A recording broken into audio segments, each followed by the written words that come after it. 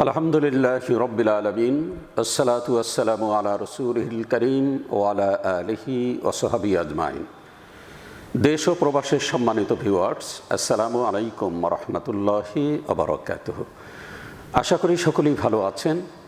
বরাবরের ন্যায় আজও তাহজিব সেন্টারে উপস্থিত রয়েছেন দক্ষিণবঙ্গের অন্যতম আলেম দ্বীন, বিশিষ্ট ইসলামী চিন্তাবিদ, ঐতিহাসিক ও ভৌগোলিক ব্যাখ্যাতা, তাফসিরুল ওয়াফির সম্মানিত লেখক, বহু গ্রন্থ প্রণেতা হযরত মাওলানা মুজাম্মেল হক। আলহামদুলিল্লাহ ওয়াকাফা ওয়া সালামুন আলা ইবাদিল্লাযীনা আসতাফা, আম্মা বা'দ। সম্মানিত সুধীমণ্ডলী, আসসালামু আলাইকুম রহমতুল্লাহ। আজকে আমাদের আলোচ্য বিষয় ইয়াজিদের মৃত্যুর পরে মুসলিম জাহানের প্রতিক্রিয়া। তো এটা আমরা জানতে পারলে ঐতিহাসিক সত্যটা আমাদের কাছে স্পষ্ট হতে পারে। এই উদ্দেশ্যে এই আলোচনাটা আমি নিয়ে আসবো আপনাদের সামনে। তো 64 হিজরিতে ইয়াজিদ 38 বছর বয়সে মারা যায়।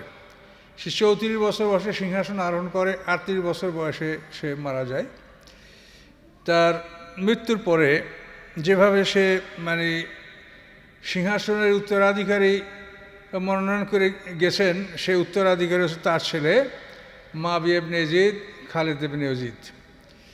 তো নিয়মতান্ত্রিকভাবে ইয়াজিদের মৃত্যুর পরে তার ছেলে মুআবিয়া ইবনে ইয়াজিদ এই সিংহাসনের অধিকারী। মুআবিয়া ইবনে ইয়াজিদের বয়স তখন মাত্র 21 বছর।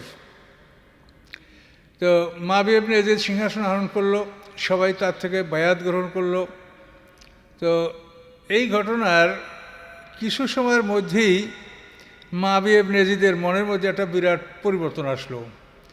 সে সবাইকে ডেকে এক ভাষণ দিল। সে ভাষণের মধ্যে সে উল্লেখ করলো যে আমার দাদা মুআবিয়া এমন একটা লোকের সাথে যুদ্ধ করেছে যেটা ছিল তার জন্য সম্পূর্ণ অবৈধ। সে আল্লাহ রসুলের বংশধর এবং ইসলামের দিক থেকে আমার দাদা সাথে অনেক সিনিয়র, কাজেই তার বিরুদ্ধে যুদ্ধ করা এটা ছিল অন্যায়। তো অন্যায়ভাবে আমার দাদা তার বিরুদ্ধে যুদ্ধ করেছে, তাকে পরাজিত করেছে, তারপরে এই সাম্রাজ্য সে দখল করেছে। এরপরে আমার দাদা চলে গেছেন, আমার বাবার হাতে দায়িত্ব দিয়ে গেছেন। আমার বাবা চরমভাবে জুলুম অত্যাচার করেছে। সে হরমে রক্তপাত করেছে। সাহাবীদের মধ্যে মদিনাতে 360 জন সাহাবী শাহাদাত বরণ করছে। কারবালাতে ইমাম হোসেন শাহাদাত এবং মা ফাতেমার বংশধর থেকে 17 জন মানুষ কারবালাতে শাহাদাত বরণ করেছিল। তো এইভাবে কারবালায় 72 জন মানুষের মধ্যে অধিকাংশ রাসূল সাল্লাল্লাহু আলাইহি ওয়াসাল্লাম, হযরত আলী, ফাতেমা, যাদেরকে আহলে বায়ত বলা হয়, এই আহলে বায়তের অধিকাংশ লোকদেরকে আমার পিতা হত্যা করেছে। এরপরে মদিনার উপরে হোররা থেকে ওয়াকায়ে হোররা, মদিনায় আক্রমণ, মক্কা ঘরে, কাবা ঘরে পাথর বর্ষণ। এর মধ্যেই আমার আব্বাকে মৌয়াত আর সময় দেয়নি, সে মরে গেছে, পাপের বোঝা নিয়ে সে চলে গেছে। সবচাইতে মনে কষ্ট যে আমার আব্বা নিশ্চয়ই এর জন্য কঠিন শাস্তি ভোগ করবেন। তো এখন এইভাবে উপার্জন করা একটা ক্ষমতা, একটা সাম্রাজ্য, তো এইটার দায়ভার আমি গ্রহণ করতে আমি রাজি না, এটা আমার পক্ষে অসম্ভব ব্যাপার। তো আমি খেলাফতের দায়িত্ব থেকে, আমি এই শাসন কার্যের দায়িত্ব থেকে নিজেকে প্রত্যাহার করে নিলাম। এখন আপনাদের ব্যাপার যে এটা আপনারা ফয়সালা করে নেন। তখন সবাই অনুরোধ করলো যে আপনি এটা কী বলছেন, যদি এটাই হয় তাহলে আপনি একজনকে মনোনয়ন দেন। তখন মুআবিয়া ইবনে ইয়াজিদ বললেন যে দেখেন, ওমর ফারুকের মতো এইরকম ব্যক্তিত্ব নাই যাকে আমি মনোনয়ন দিব, অথবা সমাজে এমন নিরপেক্ষ সুন্দর মানুষ নাই যাদের দিয়ে আমি একটা ওমর ফারুকের মতো 6 সদস্য বিশিষ্ট কমিটি করে দেব, এরকম লোক সমাজে নাই। কাজেই আপনাদের এই ব্যাপার আপনাদেরই ঘাড়ে থাকবে, এটা আপনারা যেভাবে সম্ভব সেভাবে এটা মিটে, আমি এই দায়িত্ব পালন করব না। এই বলে তিনি গৃহে প্রবেশ করলেন, গৃহে অন্তরীণ হলেন। 40 দিন পরে তাকে যেভাবেই হোক তাকে বিষ প্রয়োগে বা অন্য কোনোভাবে তাকে হত্যা করা হয়। 40 দিন পরে তার লাশ বেরিয়ে আসে। তার মৃতদেহ বেরিয়ে আসার পরে এখন খেলাফতের উত্তরাধিকারী তার ছোট ভাই খালিদ ইবনে ইয়াজিদ, সে নাবালক। এখন খালিদ ইবনে ইয়াজিদ রাষ্ট্র পরিচালনা করার ক্ষমতা রাখে না, এবং এই সময় এমনই একটা শূন্যতা সৃষ্টি হয়ে গেল সেই মুআবিয়ার সেই অর্জন করা এই রাষ্ট্রীয় শক্তির মধ্যে। এই সিরিয়ার সিংহাসনে এমন একটা শূন্যতা দেখা গেল যে মাবিয়া পরিবার উমাইয়ারা তারা ভীষণ সংকটে পড়ে গেল। এই অবস্থার মধ্যে সারা দেশে বিদ্রোহ ছড়ায় পড়ল। মুসলমানদের এই সাম্রাজ্য তখন 8টা প্রদেশে বিভক্ত ছিল। এর মধ্যে শুধুমাত্র সিরিয়া ছাড়া আর সমস্ত প্রদেশগুলি বিদ্রোহ ঘোষণা করলো, এবং বিদ্রোহের অবস্থাটা এমনই ছিল যে মাবিয়া এবং এজিদের নিয়োজিত যারা প্রাদেশিক গভর্নর তারা ভয়তে পালিয়ে সিরিয়া চলে আসলো। তারা তাদের এলাকায় থাকার সাহস করলো না। উবায়দুল্লাহ ইবনে জিয়াদের মতো এত ক্ষমতাবান মানুষ, সেও পালিয়ে সিরিয়ায় চলে আসছিল। তো এই একটা ভয়ঙ্কর পরিস্থিতিতে সমস্ত মুসলিম জাহান ফাঁকা, শুধু একমাত্র সিরিয়া, এই জায়গাটায় মাবিয়া বা উমাইয়া বংশের সমস্ত লোকজন এখানে জড়ো হয়ে আছে, এবং এই জায়গাটা অত্যন্ত সুরক্ষিত সংরক্ষিত জায়গা। মাবিয়া রাদিয়াল্লাহু তাআলা আনহু এখানে তিনি দীর্ঘ 22 আর 19 41 বছর পর্যন্ত তিনি এই সিরিয়ার শাসক ছিলেন। তো এই জায়গাটা ছাড়া আর সব জায়গা বিদ্রোহ।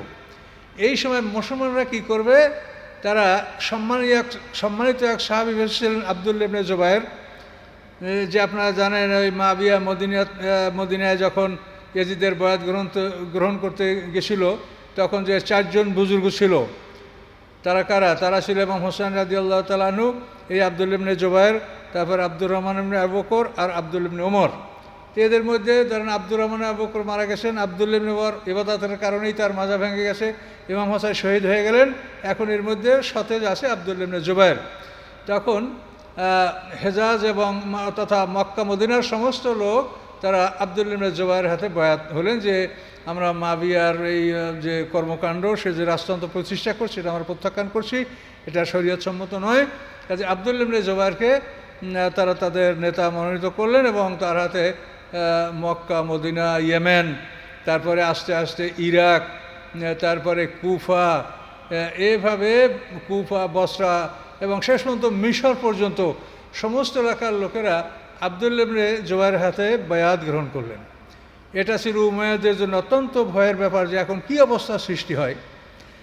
এভাবে হচ্ছে এদিকে বনি উমাইয়ার লোক সব সিরিয়া একত্রিত, তারা এটার জন্য কি ব্যবস্থা করা যেতে পারে, তারা তাৎক্ষণিক সিদ্ধান্ত নিল যে এখন আমাদের খেলাফত শূন্য, কাজী মারওয়ান আমাদের মধ্যে সবচেয়ে যোগ্য ব্যক্তি আছে, কাজী ইয়াজিদের যে ছোট ছেলে খালেদ ইবনে ইয়াজিদ, এই খালেদ ইবনে ইয়াজিদের পক্ষে মারওয়ান সিংহাসনের দায়িত্ব গ্রহণ করবে এবং তার পক্ষ থেকে সে রাজ্য শাসন করবে। ওই সম্রাট আকবরের যেরকম বাল্যকালে আতালিক ছিল বাল্য শিক্ষক, এরকম।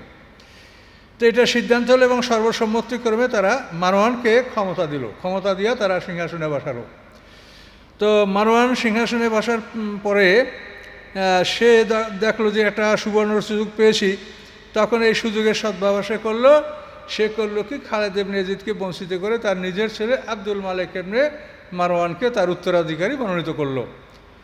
এই ঘটনা যখন ফাঁস হয়ে গেল, তখন আবার সেই মাবিয়া রাদিয়াল্লাহু তাআলা এবং তার বংশের মধ্যে চণ্ড ক্ষোভ শুরু হলো, রাজপরিবারে ক্ষোভ শুরু হলো।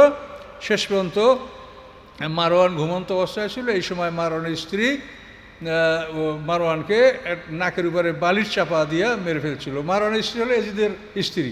এজিদ মারা যাওয়ার পর এজিদের বিধবা স্ত্রীকে মারওয়ান বিয়ে করছিল। তো এই স্ত্রীর হাতে এভাবে মারওয়ান মারা গেল। তার শাসনকাল ছিল 9 মাস 18 দিন। 64 হিজরি থেকে শুরু করে 65 কিছু অংশ নিয়ে 9 মাস 18 দিন শাসনকাল। সে মারা যাওয়ার পরে যেটা রাজতন্ত্রের বিধান, সেই অনুযায়ী যখন তার সে কাকে সিলমার করে দায়িত্ব দিয়েছে, কাকে সে নির্বাচন করেছে, এটা খুলে দেখা গেল যে তার ছেলে আব্দুল মালিক ইবনে মারওয়ান। এখান থেকেই সেই মাবিয়ার যেটা 25 বছর সাধনা করে মাবিয়া, 25 বছর বুঝেন, হযরত আলী রাদিয়াল্লাহু তাআলা আনহুর খেলাফতের 6 বছর আর নিজে খেলাফতের 19 বছর, নিজের শাসনামল 19 বছর। এই 25 বছর চেষ্টা করে যে রাজতন্ত্র প্রতিষ্ঠা করেছিল, এইটা মাত্র 3.5 বছর এর মধ্যেই শেষ হয়ে গেল। এটা আল্লাহ তাআলা তাকে ভোগ করার সুযোগ দিলেন না, বরং এক বোঝা পাপ, এই পাপের রাশি মাথায় নিয়েই তারা পৃথিবীর থেকে বিদায় গ্রহণ করলেন। তো এই কথাগুলো আপনাদের কাছে বলছি এই জন্য যে প্রতিক্রিয়াটা বোঝেন। আপনারা অনেকেই মনে করেন যে না, তারা ভালো মানুষ ছিল। তো তো ভালো মানুষ যদি এখন আমি মনে করি বা আপনি মনে করেন, এটা করতে পারেন, যার যার আপনার প্রত্যেকটা মানুষ স্বাধীন, প্রত্যেকটা মানুষ তার মতামত ব্যক্ত করতে পারে বা চিন্তা ধারণা যা পোষণ করে সে পোষণ করতে পারে। কিন্তু বিষয়টা হলো যে আপনারা সেই যুগের মানুষের মনোভাবটা আপনারা বিবেচনা করেন। যে সেই যুগের মানুষেরা কোনো ক্রমেই এই মুয়াবিয়ার এই কর্মকাণ্ড এবং এজিদের এই কর্মকাণ্ডকে সমর্থন করে নাই।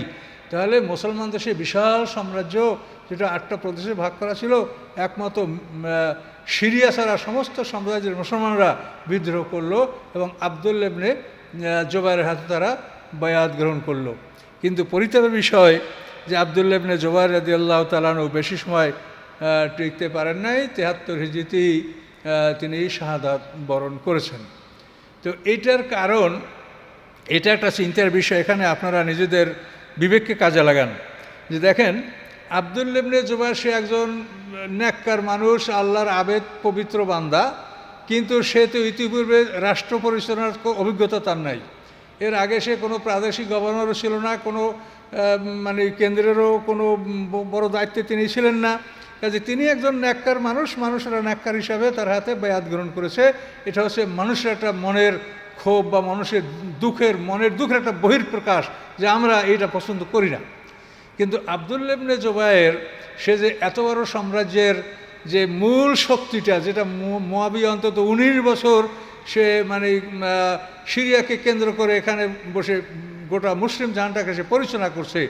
তো এই এত বড় 3টা মহাদেশব্যাপী এই যে একটা সাম্রাজ্য, এই সাম্রাজ্যের অর্থ, এই সাম্রাজ্যের অস্ত্র, এই সাম্রাজ্যের সৈন্য সংখ্যা, এই সাম্রাজ্যের গণ্যমান্য ব্যক্তি, এই যে বিভিন্ন বস্তু, এইটা তো আব্দুল্লাহ ইবনে জুবাইরের কাছে কিছুই ছিল না।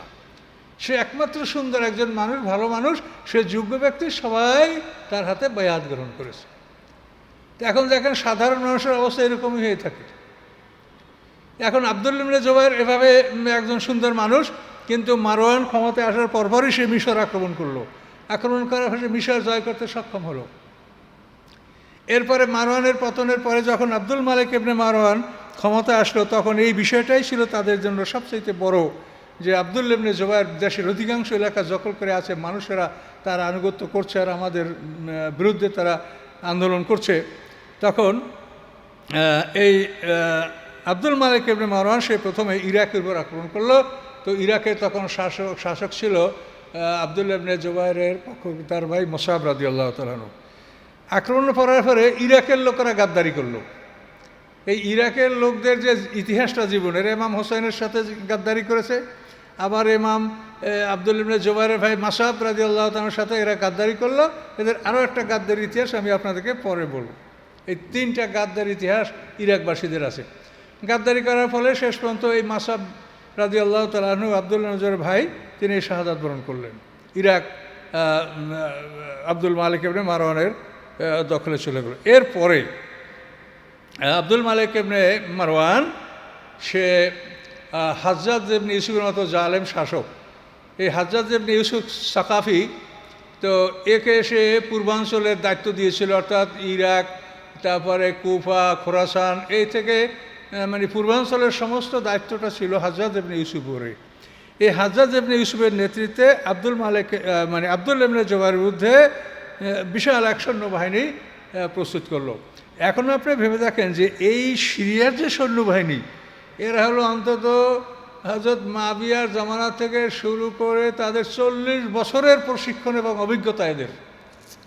আর আব্দুল্লাহ ইবনে জুবাইরের তার তুলনায় 1 বছরের অভিজ্ঞতাও নাই। কাজে এই একটা যুদ্ধ পরিচালনা করতে তার জন্য যে অর্থ সরবরাহ করা লাগে, সৈন্যবাহিনী প্রস্তুত করতে তার জন্য অস্ত্র, সওয়ারি, এগুলো প্রস্তুত করে অর্থ সম্পদ প্রয়োজন। এটা কি আব্দুল্লাহ ইবনে জুবাইরের আছে? সে তো রাষ্ট্রের উপরে মানে তার কোনোই মানে রাষ্ট্রীয় শক্তি যেটা, এটা কোনো কিছুই আব্দুল্লাহ ইবনে জুবাইরের ছিল না। তারপরও আব্দুল্লাহ ইবনে জুবাইরের সাথে সরল মুসলমানরা একত্রিত যুদ্ধ করেছে। তো ওরা এই হাজ্জাজ ইবনে ইউসুফের এই দল মানে তায়েফ অঞ্চল থেকে মক্কা আক্রমণ করছে এবং এইভাবে মক্কার যে যতগুলি পথ ছিল, মক্কা শহরে প্রবেশ পথ, এই আস্তে আস্তে ওরা সমস্ত পথগুলো বন্ধ করে দিল। বন্ধ করে দেওয়ার পর আব্দুল্লাহ ইবনে জুবাইর একটা এমন অবস্থায় পড়ে গেলেন যে মক্কা শহরে এখন দুর্ভিক্ষ দেখা গেল। 7 মাস পর্যন্ত এই অবরুদ্ধ অবস্থা থাকলো। শহরে খাদ্য পানি কোথার থেকেও এটা সরবরাহ হচ্ছে না। আপনারা জানেন যে মক্কা শহর এটা বিদেশের উপরে ব্যবসা নির্ভরশীল শহর। এই শহরে তেমন কোনো ফসল ফ্রুটে উৎপন্ন হয় না। তো এখন যখন 7 মাস পর্যন্ত অবরোধ করে রাখলো, তখন আবদুল্লাহ ইবনে জুবাইরের যারা সাথী তারা এখন আস্তে আস্তে আস্তে হটতে লাগলো। হটতে হটতে এখন আবদুল্লাহ ইবনে জুবাইরের অবস্থাটা মানে খারাপের দিকে গেল। তখন আবদুল্লাহ ইবনে জুবাইরের মা আসমা বিনতে আবু বকর বেঁচে ছিলেন। তখন যে মায়ের কাছে গেলেন যে মা, এই অবস্থা, আমি তো এখন কি করব মা বলেন। তখন মা বলল যে বেটা, তুমি তোমার অতীতের ইতিহাস দেখো, তোমার ইমাম হোসেন রাদিয়াল্লাহু তাআলা আনহুকে দেখো, অন্য অন্য মুসলমানকে দেখো, তুমি এই বনি উমাইয়াদের ছোকরাদের হাতের খেলনা হয়েও না, তুমি যুদ্ধ করে আল্লাহর রাস্তায় শহীদ হয়ে যাও। মায়ের উপদেশ, এই মাকে আসমা বিনতে আবু বকর সিদ্দিকের কন্যা, হিজরতের সময় যে পানি এবং ছাতু 2টা মশকে ভরে নিজের পাজামার ফিতা দিয়ে বেঁধে দিয়েছিলেন, জুন্নাত নাতাকাতাইন বলা হয় তাকে। এই মা আবদুল্লাহ ইবনে জুবাইরের মায়ের কাছে এই খবর শুনে তখন আবদুল্লাহ ইবনে জুবাইর আল্লাহর নাম নিয়ে লোহার পোশাক পরে অস্ত্র নিয়ে শত্রুদের মোকাবেলায় ঝাঁপিয়ে পড়লেন। প্রচণ্ড বেগে যুদ্ধ করলেন, বহু বেঈমানদের হতাহত করলেন। এরপর শেষ পর্যন্ত তিনি শাহাদাত বরণ করলেন।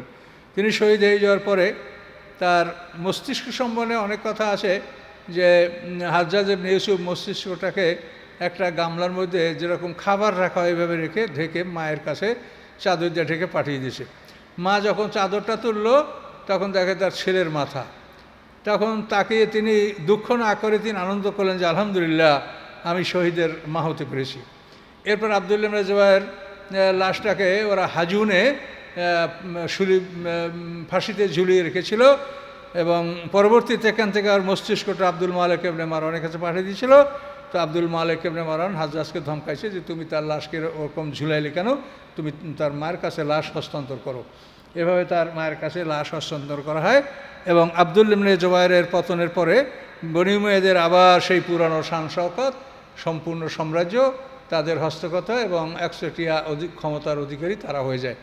তো এখান থেকে আমার এই কথা বলার কারণ হলো যে মুসলমান আমরা আজ 1000 বছর পরের মুসলমান, কিন্তু এখন আপনি দেখেন যে এই কাজটা ইয়াজিদ এবং মুয়াবিয়ার কাজটা সেই যুগের মানে মেজরিটি মুসলমানরা কোনো দিন এটা সমর্থন করে নাই। এখন ধরেন পৃথিবীতে রাষ্ট্রযন্ত্রের সমর্থক তারা ইয়াজিদ এবং মুয়াবিয়ার পবিত্রতা তাদের গান গাবেই, যেহেতু তাদের উৎস, তাদের পাইওনিয়ার, তাদের অগ্রদূত হচ্ছে এরা, এই জন্য এটা গাবে। কিন্তু আপনি যদি নিরপেক্ষ হিসাবে ইতিহাস জানতে চান তাহলে আপনি জেনে দেখেন, শুধু এখন না, সেই যুগ থেকে আপনি 100 বছরের ইতিহাস দেখেন, কখনোই মুসলমানরা তাদেরকে সম্মানের চোখে দেখে নাই। এবং এই ঝগড়াটা মূলত হলো জাহিলিয়াতের ঝগড়া। জাহিলিয়াতের সময় আল্লাহ রসুলের পরদাদা হাশিম মুত্তালিব 2 ভাই আর আব্দে শামস একই মায়ের, আব্দে শামসের চিন্তাধারা আলাদা আর হাশিম মুত্তালিব আলাদা। এখন আব্দে শামসের ছেলে উমাইয়া, এরা চাইতো যে ওদের সাথে আমরা প্রতিদ্বন্দ্বী করে আমরা শ্রেষ্ঠত্ব নেব, আমরা মান ইজ্জত সম্মানের অধিকারী হব। এটা ওরা যতই চেষ্টা করছে কোনোদিন এটা করতে পারে নাই। এবং এই মান ইজ্জতের ব্যাপারেই আল্লাহ তাআলা শেষ পর্যন্ত ওই বংশের নবী যখন দিলেন তখন তারা আরও হতাশ হয়ে গেল যে আমরা নবী পাবো কোথায়। এই জন্য তারা ইসলামের মানে শত্রুতা করেছে, মানে ইসলামের বিজয়কে তারা মনে করছে এটা বনি হাশেমের বিজয়। এটা যে ইসলাম এটা তারা মনে করে না, মনে করছে বনি হাশেমের বিজয়। আর আমরা যদি এটাকে পতন করতে পারি তো বনি হাশেমের পতন হবে। এরপরে মক্কা বিজয়ের পরে যখন তাদের যে আর কোনো উপায় থাকলো না, যে কোনোভাবেই আর তাদের কোনো মাথা গোজারও আর ঠাঁই নাই, তখন তারা সবাই ইসলাম গ্রহণ করলো, কিন্তু মনের মধ্যে মানে ওই ক্ষমতা দখল। শেষ পর্যন্ত ইসলামের মাধ্যমে যে শক্তিটা মুসলমানদের হাতে আসছিল এই শক্তিটা কবজা করার জন্য তারা বাহানা করে করে শেষ পর্যন্ত তারা অত্যন্ত জঘন্য কৌশলে মিথ্যা অপবাদ ধোঁকাবাজি প্রবঞ্চনার মাধ্যমে তারা শেষ পর্যন্ত ক্ষমতায় আসছে। এবং কোনো দিন মুসলমানরা এই বিষয়টাকে সুন্দরভাবে দেখে নাই, সুন্দরভাবে সমর্থন করে নাই। এই কথাটা বোঝানোর জন্য আমি ইয়াজিদ এদের মৃত্যুর পরে মুসলমানদের যে একটা প্রতিক্রিয়া কী ছিল এটা আমি আপনাদেরকে বলার চেষ্টা করছি। আব্দুল মালিক ইবনে মারওয়ান এ লোক এতই কঠোর ছিল, সে খুব মানে খলিফা হয়ে, সে শাসক হয়ে সে বক্তৃতা দিল যে আপনারা জেনে রাখেন আমি ওসমান রাদিয়াল্লাহু তাআলার মতো নরম মানুষ নই এবং মুয়াবিয়ার মতো এরকম মিষ্টিভাষীও নই, আমি শক্ত মানুষ। আমাকে যদি আপনারা কেউ পথ দেখান তাহলে আমি তলোয়ার দ্বারা আপনাকে পথ দেখাবো, আমাকে কিছু বলবেন না। এবং আরেক ভাষণে তিনি বলছেন যে কেউ যদি বলে যে তাকওয়া ইত্তাকিল্লাহ, তাহলে আমি সাথে সাথে তার গর্দান উড়াই দেব। এবং এই আব্দুল মালিক ইবনে মারওয়ান উনি দেখতে পেলেন যে হজের মৌসুমে মানুষ যখন মক্কায় যায়, তা আব্দুল ইবনে জুবাইর উনি তো মক্কায় ছিলেন, তো এরা গেলেই ওনার হাতে বায়াত হচ্ছেন। এই জন্য ঘোষণা করে যে সিরিয়াবাসীরা মক্কায় হজ করতে পারবে না, তাদের হজ বন্ধ করে দেওয়া হলো। এবং দামেস্কের মসজিদের সামনে পাথরের একটা কোব্বা নির্মাণ করা হলো এবং বলা হলো যে আরাফাতের দিন সব মুসলমানরা এখানে সমবেত হবে। এবং সে এও ঘোষণা করলো যে জুমা আসর এটা মাগরিবের সময় পড়তে হবে, এই সময় নষ্ট করা যাবে না। এইভাবে সেই মারওয়ানের ছেলে আব্দুল মালিক ইবনে মারওয়ান 65-তে ক্ষমতায় আসার পর 85 পর্যন্ত দীর্ঘ 20 বছর পর্যন্ত এইভাবে জুলুম অত্যাচারের মাধ্যমে সেই মানে তাদের বংশের ক্ষমতাকে পোক্ত করেছে। এবং তার সহযোগিতায় ছিল এই হাজ্জাজ ইবনে ইউসুফ এবং অন্যান্য সেনাপতিরা। তো এই হাজ্জাজ ইবনে ইউসুফের কথাটা এখানেই শেষ করি। হাজ্জাজ ইবনে ইউসুফের জুলুমের পরিচয় হলো মোহাম্মদ বিন কাসিম তার চাচাতো ভাই। তো 93 হিজরিতে এই মোহাম্মদ বিন কাসিম সিন্ধু বিজয় করেছিল। এই সিন্ধুতে অভিযান পরিচালনার কারণ ঐতিহাসিকভাবে নানাভাবেই পাওয়া যায়। একটা বিবরণে পাওয়া যায় যে শ্রীলঙ্কায় কিছু মুসলমান বসবাস করত, সেই মুসলমানরা একবার একটা জলজাহাজে করে মক্কায় আসতেছিল। প্রতিমধ্যে দাইবুল বন্দরের কাছে রাজা দাহিরের লোকজনরা তাদেরকে আক্রমণ করে তাদের নৌকা লুটপাট করেছে, তাদের নারী শিশুদেরকে বন্দী করেছে, তাদের মালামাল লুট করেছে। তো হাজ্জাজ ইবনে ইউসুফ যে পূর্বাঞ্চলের সে গভর্নর এবং সেনাপতি, সে এটার ক্ষতিপূরণ দাবি করছিল। কিন্তু রাজা দাহির বলে যে ওই সমুদ্রে যে পাইরেটস যে জলদস্যুরা, ওটা আমার অধীনে না, আমি এর ব্যাপারে কোনো ক্ষতিপূরণ আপনাকে দিতে পারবো না। তখন হাজ্জাজ ইবনে ইউসুফ তার ভাইয়ের ছেলে যুবক মোহাম্মদ বিন কাসেমকে অভিযানে পাঠান এবং মোহাম্মদ বিন কাসেম রাজা দাহিরের সাথে সেই দাইবুল বন্দরের ওখানে প্রচণ্ড যুদ্ধ হয়। সেই যুদ্ধে রাজা দাহির পরাজয় বরণ করে এবং মুসলমানরা জয়লাভ করে এবং এখান থেকে মুসলমানরা আরও অগ্রসর হয়ে মুলতাল পর্যন্ত মুসলমানরা দখল করে। এটা হলো আরবি 93 হিজরি আর ইংরেজি হলো 712 খ্রিস্টাব্দ। তো এই সিন্ধু বিজয়ের পরে যে মর্মান্তিক ঘটনাটা, এটা ঐতিহাসিক সত্য কী সেটা আমি আপনাদেরকে গ্যারান্টি দিয়ে বলতে পারবো না। তবে একটা বিবরণ এই আছে যে রাজা দাহিরের 2 কন্যা, খুব সুন্দরী 2 কন্যাকে মোহাম্মদ বিন কাসিম বন্দি করে তাদেরকে দাসী হিসাবে নিয়ে গেছিল এবং হাজ্জাজ ইবনে ইউসুফের কাছে সুপর্দ করেছিল। তো এই 2 দাসী হাজ্জাজ ইবনে ইউসুফের কাছে যাওয়ার পরে বলে যে আমরা আপনার যোগ্য নই, আমরা অপবিত্র। কেন? যে আপনার সেনাপতি আমাদের ইজ্জত নষ্ট করেছে। তখন হাজ্জাজ ইবনে ইউসুফ তাদের এই কথা বিশ্বাস করে মোহাম্মদ বিন কাসিমকে ডেকে তাকে নির্মমভাবে হত্যা করে। কিন্তু মোহাম্মদ বিন কাসিমকে হত্যা করার পরে ওই মেয়েরা বলে যে আমাদের মনোবাঞ্ছা পূরণ হয়েছে, এখন আমরা সত্য বলছি যে আপনার সেনাপতি মোহাম্মদ বিন কাসেম সে একজন পুতপবিত্র মানুষ, সে কোনো অন্যায় করে নাই, কাজে আমাদের যে সে আমাদের দেশ ধ্বংস করছে তা আমরা তাকে ধ্বংস করব। এই জন্যে আমরা এই কথা বলেছি। তো আল্লাহই ভালো জানেন এগুলি ঐতিহাসিক ব্যাপার, কোনো ওহির খবর না যে আমরা সত্য বা মিথ্যা আপনাদেরকে জোর করে বলবো। তো হাজ্জাজ ইবনে ইউসুফের অত্যাচার সম্পর্কে যেটা ইতিহাসে বলা আছে যে সে 1,20,000 মানুষ হত্যা করছে, তার মধ্যে 30,000 ছিল নারী এবং 80,000 লোক সে জেলে অবরুদ্ধ করে রেখেছিল। শেষ পর্যন্ত 53 বছর বয়সে হাজ্জাজ ইবনে ইউসুফ 95 হিজরিতে সে মারা যায়। সে মৃত্যুর আগে একজন বিখ্যাত একজন তাবি শাহেদ ইবনে জুবাইর নামে একজন তাবিকে হত্যা করেছিল। এই তাবিকে হত্যা করার পরে সে মারাত্মকভাবে অসুস্থ হয়ে পড়ে। তার পেটের মধ্যে কী পীড়া হয়েছে কোনো ডাক্তার, কোনো চিকিৎসক, কোনো হাকিমের কোনো সুরা খুঁজে পায় না। শেষ পর্যন্ত একজন হাকিম অনুসন্ধান করে পেলেন যে তার পেটের মধ্যে পোকা হয়েছে, সেই পোকায় কামড়াচ্ছে। তখন সেই হাকিম তাকে ব্যবস্থা দিলেন যে আপনি 1 টুকরা কাঁচা গোস্ত সুতায় বেঁধে গিলে ফেলবেন। গিলে ফেলার পরে ওই গোস্ত টুকরা যখন পেটে যাবে তো ওই কিরাগুলি ওই নূতন গোস্ত পেয়ে ওই গোস্ত মধ্যে ঢুকবে। তখন আপনি আবার ওই সুতাটা টাইনে ওই গোস্তটা বের করবেন, তো ওই গোস্তের সাথে 200টা পোকা বের হয়ে আসবে। তো এইভাবে যদি আপনি আস্তে আস্তে পোকাগুলো বের করতে পারেন তাহলে যদি আপনি সুস্থ হন, এছাড়া আপনার সুস্থ হওয়ার অন্য কোনো বিকল্প পথ নাই। এইভাবে শেষ মাসে ওই বাঁচার জন্য কাঁচা গোস্ত সুতে বাইদা গেল তো আবার কিছু সময় টাইনে বাইর করতো।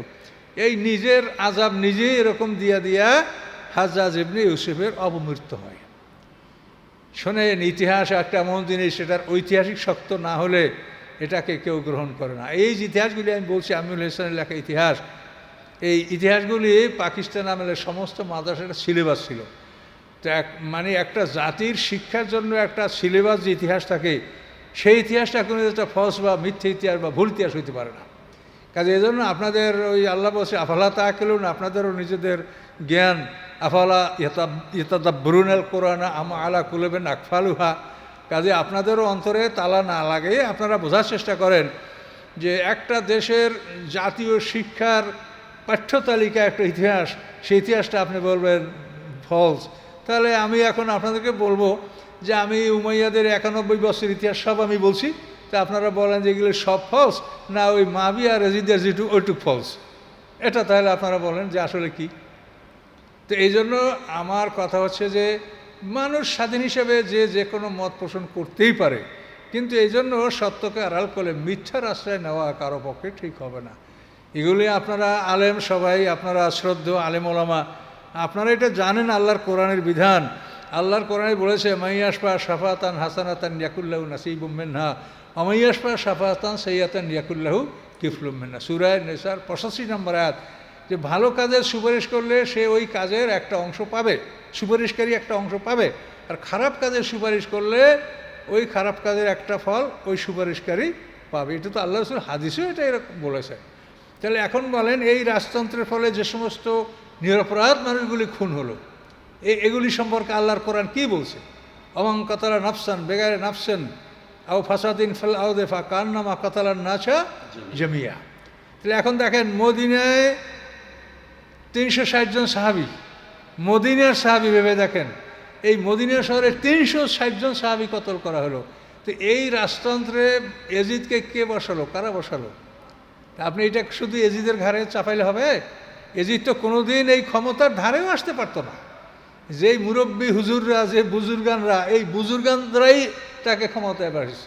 মুআবিয়ার মতো এক বুজুর্গ, আমর ইবনে আজের মতো এক বুজুর্গ, মুগির ইবনে শোবার মতো এক বুজুর্গ, জিয়াদ ইবনে আবির মতো এক বুজুর্গ, এই বুজুর্গরাই তো একে ক্ষমতায় বসাইছে। কাজে এই জন্য কোরআন থেকে কথাগুলো বোঝার চেষ্টা করেন। আমি গায়ের বলে কথা আপনাকে বলবো না, আর গায়ের বলে কথা আপনি কারোর শুনবেন না। কোরআন যেটা বলে যে অমা কানাল মুমিন আইয়াকতুল মুমিন ইল্লা খাতা, একজন মোমেন ভুলবশত ছাড়া একজন মোমেন হত্যা করতে পারে না। কাজে এরা কি ভুলে হত্যা করছে? তো এই যে হত্যাগুলা, মোমেনের উপরে যে তলোয়ারগুলো উঠলো এই রাজতন্ত্রের কারণে, কাজে এই রাজতন্ত্রের যারা প্রতিষ্ঠাতা তারা সবাই কোরআনের আইনে, এরা সবাই এর বোঝা ভোগ করতে বাধ্য। কাজে এই জন্য আপনারা, আমরা যারা আসি, আমরাও আল্লাহর কাছে যাব, কাজে আমরাও কে কি সমর্থন করি, কার মনে কি, এটা কিন্তু আমরাও আল্লাহ না করুক জন্য আমরাও অযথাই এই পাপের বোঝার মধ্যে আমরা ডুবে না যাই। এটা আপনারা কোরআন থেকে দেখে নেন। আমি বলি না যে আমার কথা শোনেন, আপনারা এই যে কোরআন আয়াতগুলি দেখে নেন যে আল্লাহ কি বলছে। মিন আজলি যালিকা কাতাবনা আলা বানি ইসরাঈল আন্নাহু মান কাতালা নাফসান বিগাইরি নাফসিন আও ফাসাদিন ফিল আরদি ফাকান্নামা কাতালান নাসা জামিয়া। তাহলে এখন নিরপরাধ একটা মানুষ কতল করা হচ্ছে, সমস্ত পৃথিবীর মানুষকে কতল করা। এখন মদিনা শহরের সাহাবীদেরকে হত্যা করা হলো, 304 জন মদিনা শহর, এইভাবে কত মানুষ আপনি দেখবেন। এখন দেখেন এখানে এই যে এজিদ আর ছেলে যে মুআবিয়া ইবনে ইয়াজিদ, তো এ যে সিংহাসন গ্রহণ করলো না, যে সে পদত্যাগ করলো, প্রত্যাহার করলো, তো এই বনী উমাইয়ারা তার কারণ অনুসন্ধান করতে লাগলো। কারণ অনুসন্ধান করে দেখলো যে এই মুআবিয়ার যে গৃহশিক্ষক ছিল আতালিক, সেই গৃহ শিক্ষক হল আমর আল মাকসুস, সেই লোক ছিল হকপন্থী। সে মানে মুআবিয়া ইবনে ইয়াজিদকে সঠিক দিনের শিক্ষা দিয়েছে, যার ফলে মুআবিয়া এই সিংহাসন, গদি বা এই রাজ্য পরিচালনার ভার গ্রহণকে অস্বীকার করেছে। এই কারণে শেষ পর্যন্ত আমর আল মাকসুস এই লোকটাকে তারা একেবারে জ্যান্ত মাটি দিয়ে দিয়েছে, মারে না মারিয়া জেতা কবর দিয়ে রাখছে এই লোকটাকে, তার আমর আল মাকসুস। তো রাষ্ট্র কি পারে এগুলো আপনারা দেখেন, আপনারা যদি বলেন যে এটা সত্য না, তাহলে সত্য কি সেটা? আমর আল মাকসুস, একে তারা জ্যান্ত কবর দিয়েছে। সম্মানিত সুধী, আমরা আমাদের সিনিয়রদেরকে অনুসরণ করব, এটা আল্লাহ তাআলার আদেশ। রাদিয়াল্লাহু আনহু একটা পদবী, এটা হচ্ছে সাহাবীদের পরিচয়। একটা নামের সামনে যদি রাদিয়াল্লাহু আনহু লেখা থাকে তা মানুষরা বুঝতে পারে যে এই লোকটা সাহাবী। তো সাহাবীদের পরিচয় হলো রাদিয়াল্লাহু আনহু। তো এই রাদিয়াল্লাহু আনহুর লকবটা পাওয়ার জন্য আল্লাহ কোরআনে কি বলেছে সেটা দেখেন। কোরআনে এক বলেছে যে লাকাদ রাদিয়াল্লাহু আনিল মুমিনিনা ইয বায়ুনাকা তাহতা শাজারাতে, এই হুদায়বিয়া সন্ধিতে সেই সামুরা বাবলা গাছের নিচে যারা বায়াত গ্রহণ করছে, আল্লাহ তাদের ব্যাপারে লাকাদ রাদিয়াল্লাহু, এই রাদিয়া শব্দটা ব্যবহার করলেন। সূরা তাওবার 100 নম্বরেতে আল্লাহ বলেন আস-সাবিকুনা আল আউয়ালুনা আস-সাবিকুনা আল আউয়ালুনা মিনাল মুহাজিরিনা ওয়াল আনসারি, আনসার মুহাজির থেকে যারা পূর্ববর্তী, আল্লাযিনা তাবাহুম বিইহসানিন রাদিয়াল্লাহু আনহুম ওয়া রাদু আনহু। তাহলে এখন সাবিকুন আল আউয়ালুনা মিনাল মুহাজিরিন আনসার, আনসার মুহাজিরদের মধ্যে যারা অগ্রবর্তী প্রথমবর্তী এবং পরবর্তীতে যারা স্বেচ্ছায় সুন্দরভাবে তাদের আনুগত্য করে, এই তিন দল হলো রাদিয়াল্লাহু আনহুমের অন্তর্ভুক্ত। তো এইভাবে তাফসীরে স্পষ্ট বলা আছে যে সমস্ত মুসলিম জাতি তিন দলে বিভক্ত, আনসার, মুহাজির এবং তাদের আনুগত্যকারী। এর বাইরে কেউ নাই, এর বাইরে কেউ মুসলমানদের দলভুক্ত হওয়ার অধিকার রাখে না। এটা কোরআনে বলা আছে। এখন আমরা এই আনুগত্য যাদের মধ্যে নাই তাদের তো রাফিজি বলে। এই যে রাফিজি একটা দল বলতে আপনারা শোনেন, রাফিজি মানে কি? যারা নেতার আনুগত্য করে না তারা রাফিজি, যারা যুদ্ধের মাঠ থেকে নেতার আনুগত্য অমান্য করে যারা মাঠ থেকে পালায় তাদেরকে রাফিজি বলা হয়। রাফাজা মানে ত্যাগ করা, অমান্য করা। তো এখন আপনারা এই বিষয়গুলি দেখেন যে মুআবিয়া ইবনে ইয়াজিদ তার উস্তাদকে তারা জ্যান্ত কবর দিয়া তারা হত্যা করে ফেলল। কত বড় মর্মান্তিক ব্যাপার।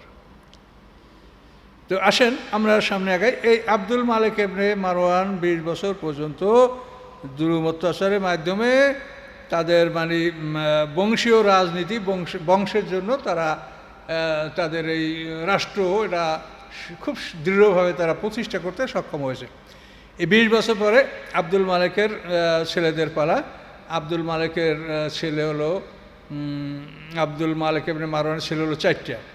ওলীদ ইবনে আব্দুল মালিক, সুলাইমানের আব্দুল মালিক, তারপরে হলো ওলীদ ইবনে আব্দুল মালিক, সুলাইমানের আব্দুল মালিক, তারপর হলো ইয়াজিদ ইবনে আব্দুল মালিক, তারপর হলো হিশাম ইবনে আব্দুল, এই 4 জন ছেলে। তো এখন আব্দুল মালিক ইবনে মারওয়ান সে 2 ছেলেকে মানে স্থলাভিষিক্ত করে গেছে নিজে, ওলীদ ইবনে আব্দুল মালিক এবং সুলাইমান ইবনে আব্দুল মালিক। সেই ওলীদ ইবনে আব্দুল মালিক সিংহাসন আরোহণ করে 86 হিজরিতে, 86 থেকে 96 এই 10 বছর পর্যন্ত, 86 থেকে 96 পর্যন্ত ওলীদ ইবনে আব্দুল মালিক উমাইয়া বংশের খেলাফতের দায়িত্ব পালন করে। সে পিতার চাইতে তুলনামূলক কিছুটা নম্র ছিল, কিন্তু এই লোকটা শিক্ষা দীক্ষায় খুবই পিছানো ছিল, কিন্তু রাজনৈতিক প্রজ্ঞাতার ছিল। এবং এরই আমলে এই যে এর হাতে ভাগ্যক্রমে সে খুব অভিজ্ঞ সেনাপতি, এদিকে হাজ্জাজ ইবনে ইউসুফ তো পূর্বাঞ্চলে ছিল, পশ্চিমাঞ্চলের সেনাপতি মুসা বিন নজির এবং তারই এক গোলাম ছিল তারেক বিন জিয়াদ। এরা মুসা বিন নজির তো আফ্রিকার শাসক ছিল এবং তারেক বিন জিয়াদকে সে পশ্চিম আফ্রিকার শাসক নির্বাচন করেছিল এবং এরা দুইজন খুব বড় সেনাপতি ছিলেন। এই তারেক বিন জিয়াদের নেতৃত্বেই ভূমধ্যসাগর পাড়ি দিয়ে এই মুসলমানরা স্পেন, কর্ডোবা, গ্রানাডা এগুলি মুসলমানরা জয় করেছে। এবং এই তারেক বিন জিয়াদ উনি যখন ভূমধ্যসাগর পাড়ি দিলেন, প্রায় 12 মাইল চওড়া এই সমুদ্র পাড়ি দেওয়ার পরে উনি যে নৌকাগুলিতে গেছিলেন, উনি ওপার যাওয়ার সাথে সাথে সেই নৌকাগুলোতে আগুন ধরায় পোড়ায় দিলেন এবং সৈন্যবাহিনীকে বললেন যে তোমাদের সামনে সৈন্য, সামনে তোমাদের শত্রু বাহিনী আর পিছনে তোমাদের মৃত্যু নদী, কাজেই তোমরা এখন যেটা মনে করো, হয়তো যুদ্ধ করে মরো না নদীতে ডুবে মরো, তোমাদের নৌকা ডুবাই দেওয়া হলো। এইভাবে তারেক বিন জিয়াদ এমনভাবে সেই মানে স্পেনে যুদ্ধ করে যে ফলে মুসলমানরা সেখানে জয়লাভ করে এবং স্পেনে কর্ডোবা, গ্রানাডা এগুলি মুসলমানদের আওতাভুক্ত হয়। এবং এখানে ওই তারেক বিন জিয়াদের নাম অনুসারে ওখানে পাহাড়ের নাম রাখায় জাবালুত তারেক। এবং ওই ভূমধ্যসাগরের যে প্রণালী যেটা আটলান্টিক মহাসাগরে পড়েছে, এই প্রণালীটার নাম হয় জিব্রাল্টার প্রণালী। জিব্রাল্টার মানে জাবালুত তারেক, এখান থেকে এই নামটা আসে। তো এরপরে এরা আরও অগ্রসর হতে চেয়েছিল, কিন্তু কেন্দ্র থেকে নিষেধ করা হয়েছে যে তোমরা আর সামনে অগ্রসর হও না। তো এইভাবে ওলীদ ইবনে আব্দুল মালেকের জমানাটা পার হয়েছে। তো 96 পর্যন্ত সে খেলাফতের দায়িত্ব পালন করার পরে তার ভাই সুলাইমান ইবনে আব্দুল মালেক, তো এই সুলাইমান আব্দুল 96 থেকে 99, মানে বেশি সময় পাননি। তো এই সুলাইমান আব্দুল মালেককে কিন্তু এই ওলীদ বঞ্চিত করতে চেয়েছিল তার নিজের ছেলেকে দেওয়ার জন্য, সেটা পারে না। এর মধ্যে তার মৃত্যু হয়েছে, এটা পারে না, সে চেষ্টা করছিল। তো এই সুলাইমান আব্দুল মালেক এ ক্ষমতায় আসার পরে হাজ্জাজ ইবনে ইউসুফের জুলুম অত্যাচার এটাকে সে বন্ধ করে দিয়েছে, এবং হাজ্জাজ ইবনে ইউসুফ যে সমস্ত লোককে জেলে বন্ধ করেছিল এগুলো সেকে মুক্ত করে দিয়েছে। তো এ তো সামান্য সময়, ধরেন 86, এটা কত হলো, 96 থেকে 99, এই 4 বছর। তো এই সময়ের মধ্যে তার মানে শাসন আমল শেষ হয়ে গেল। তো এই লোক যখন মানে পরবর্তী উত্তরাধিকার মনোনয়ন করবে, তখন সে একটা কৌশল করলো, সে কাকে মনোনয়ন দিবে এই নামটা সে কাগজে লিখে খামের মধ্যে ঢুকে আটকাইয়া সে মসজিদে তার বংশের রাজবংশের সমস্ত লোকজনকে ডাকলো, ডাকা বললো যে আমার পরবর্তী খলিফা এই খামের মধ্যে যার নাম আছে তার প্রতি আপনারা সবাই বায়াত গ্রহণ করেন, আমার পরে সে হবে খলিফা। এটা উনি এই জন্য করছেন যে এই খামের মধ্যে ওমর ইবনে আব্দুল আজিজের নাম ছিল, যে ওমর ইবনে আব্দুল আজিজকে তার বংশের লোকেরা কোনোভাবেই গ্রহণ করবে না, এটা তিনি জানতেন। এই জানার কারণে তিনি ওই তার নাম ঘোষণা না করে, এবং ওমর ইবনে আব্দুল আজিজ নিজেও জানতেন না যে তাকে মনোনয়ন দেওয়া হচ্ছে। এ হলো মানে ওদের চাচাতো ভাই। আব্দুল আজিজ হলো মারওয়ানেরই ছেলে, আব্দুল মালেকের আপন ভাই, কিন্তু আব্দুল মালেকের সামনেই এই আব্দুল আজিজ মারা গেছে। এই আব্দুল আজিজের ছেলেই হলো ওমর ইবনে আব্দুল, ওদের আপন চাচাতো ভাই। তো এখন উনি এই কথা বললেন যে আমার এই খামের মধ্যে পরবর্তী খলিফা, আপনারা তার বায়াত গ্রহণ করেন। রাজতন্ত্র মানে রাজার আইন, রাজা বললে তো মানতে হবে। ওরা ওখানে সব বায়াত গ্রহণ করলো। বায়াত গ্রহণ করার পরে খাম খোলা হলো, তা দেখা গেল তার মধ্যে ওমর ইবনে আব্দুল নাম প্রথম, তারপর তার ভাই হলো ইয়াজিদ ইবনে আব্দুল মালেক, দ্বিতীয় ইয়াজিদ। তো এইভাবে ওমর ইবনে আব্দুল আজিজ ক্ষমতায় আসলেন, আল্লাহ তাকে আনার পরে তিনি এই পূর্ববর্তীদের যত বেদাত এগুলি তিনি রহিত করার চেষ্টা করলেন। আল্লাহ রসুলের মানে যেটা আলে বায়েত, যেটাকে বলে আহলুল বায়েত, এদের যে মানে খাইবার ফেদাক তাইমার যে রসুলের অংশ, এগুলি সব মারওয়ান বংশেরা সব লুট করে নিয়েছিল, এগুলি সব তারা দখল করে খাচ্ছিল। কাজে এগুলি সব উনি ফেরত দিয়ে দিলেন, এবং ন্যায় বিচার খোলাফায়ে রাশিদের আমলকে উনি ফিরিয়ে আনার চেষ্টা করলেন। এবং আপনারা জানেন যে মাবিয়া মানে ইমাম হোসাইন ক্ষমতা ত্যাগ করার পর মাবিয়া যখন একচেটিয়া ক্ষমতার মালিক হলো, তখন থেকে সে বার্সারে মেম্বার হযরত আলী রাদিয়াল্লাহু হাসান তাদেরকে গালি দিত, এবং এই গালির প্রতিবাদ করতে গিয়েই তো হযরত ইবনে আদি সাহাবী শহীদ হলেন। এবং এই গালি এই যে মুগিরা সেও দিত, তারপরে জিয়াদ ইবনে আবিহে, তারপরে মাবিয়া নিজে তো ছিলই। এই গালিগালাজ প্রথাটা চলছিল এই ওমর ইবনে আব্দুল আজিজ পর্যন্ত। ওমর ইবনে আব্দুল আজিজ ক্ষমতায় আসার পরে উনি বললেন যে ওই গালির পরিবর্তে কোরআনের এই আয়াতটা আপনি খুতবায় পাঠ করবেন। কি?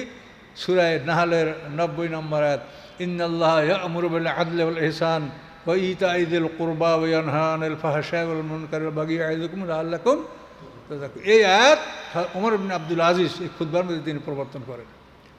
ওমর ইবনে আব্দুল আজিজ খুবই নম্র লোক ছিলেন, কিন্তু তার বংশ মারওয়ান বংশ যখন আইসা বলে যে আপনি কি করলেন, আমাদের সব শেষ করে দিলেন, আমাদের অধিকার খর্ব করলেন, সাধারণ মানুষের মতো আমাদের করে দিলেন, তখন উনি বলছেন যে শোনো, তোমরা যদি আমার কাছে এই নিয়ে আবার আসো তা জেনে রাখো আমি মদিনায় চলে যাব, এবং তোমাদের রাষ্ট্রপতি নির্বাচনের দায়িত্ব আমি জনসাধারণের ছেড়ে দিয়ে যাব, আমি থাকবো না এদেশে, তোমরা যদি আবার আমার কাছে আসো। তখন মারওয়ান বংশের লোকেরা ভয় পেয়ে গেল যে ওনার কাছ থেকে কিছু খসানো যাবে না। তো এইভাবে থাকলো। একটা ঘটনা শোনেন, ওনার সামনে একদিন একটা লোক ইয়াজিদকে বলছে আমিরুল মুমিনিন, এইটা বলার কারণে উনি ক্ষিপ্ত হয়ে যে লোকটা বসে তাকে 20টা বেত্রাঘাত দেওয়ার আদেশ দিয়েছে, 20 লাগাও, 20টা পিঠা। মানে এজিদকে সে আমিরুল মুমিনিন বলছে। এজিদকে আমিরুল মুমিনিন। এখন আপনারা যদি মনে করেন এদের চাইতে ভালো বোঝেন, ওমর ইবনে আব্দুল আজিজ সম্পর্কে আপনি ইতিহাস দেখেন যে এই লোকটা মানে খোলাফায়ে রাশিদিনের সাথে তার স্থান, ওমর ইবনে আব্দুল আজিজ। কিন্তু সেই লোকের কাছে যখন এজিদকে বলছে আমিরুল মুমিনিন, তুমি 20টা পিটান দিতে হবে, 20টা বেত্রাঘাত লাগাও, এজিদ আমিরুল মুমিনিন। কাজে এখন যার মনে যা চায় সে তা করতে পারবে, এটা স্বাধীন দুনিয়ার মানুষ। আমার কথা হচ্ছে যে আমি আসলে এটাকে এই জন্য করছি যে আমি 91 বছর ইতিহাস উমাইয়াদের আমি তুলে ধরছি আপনাদের সামনে, দেখেন এর মধ্যে কী হয়েছে। এবং আপনারা কী বলতে চাচ্ছেন যে এই ইতিহাসগুলি কি সবই মিথ্যা?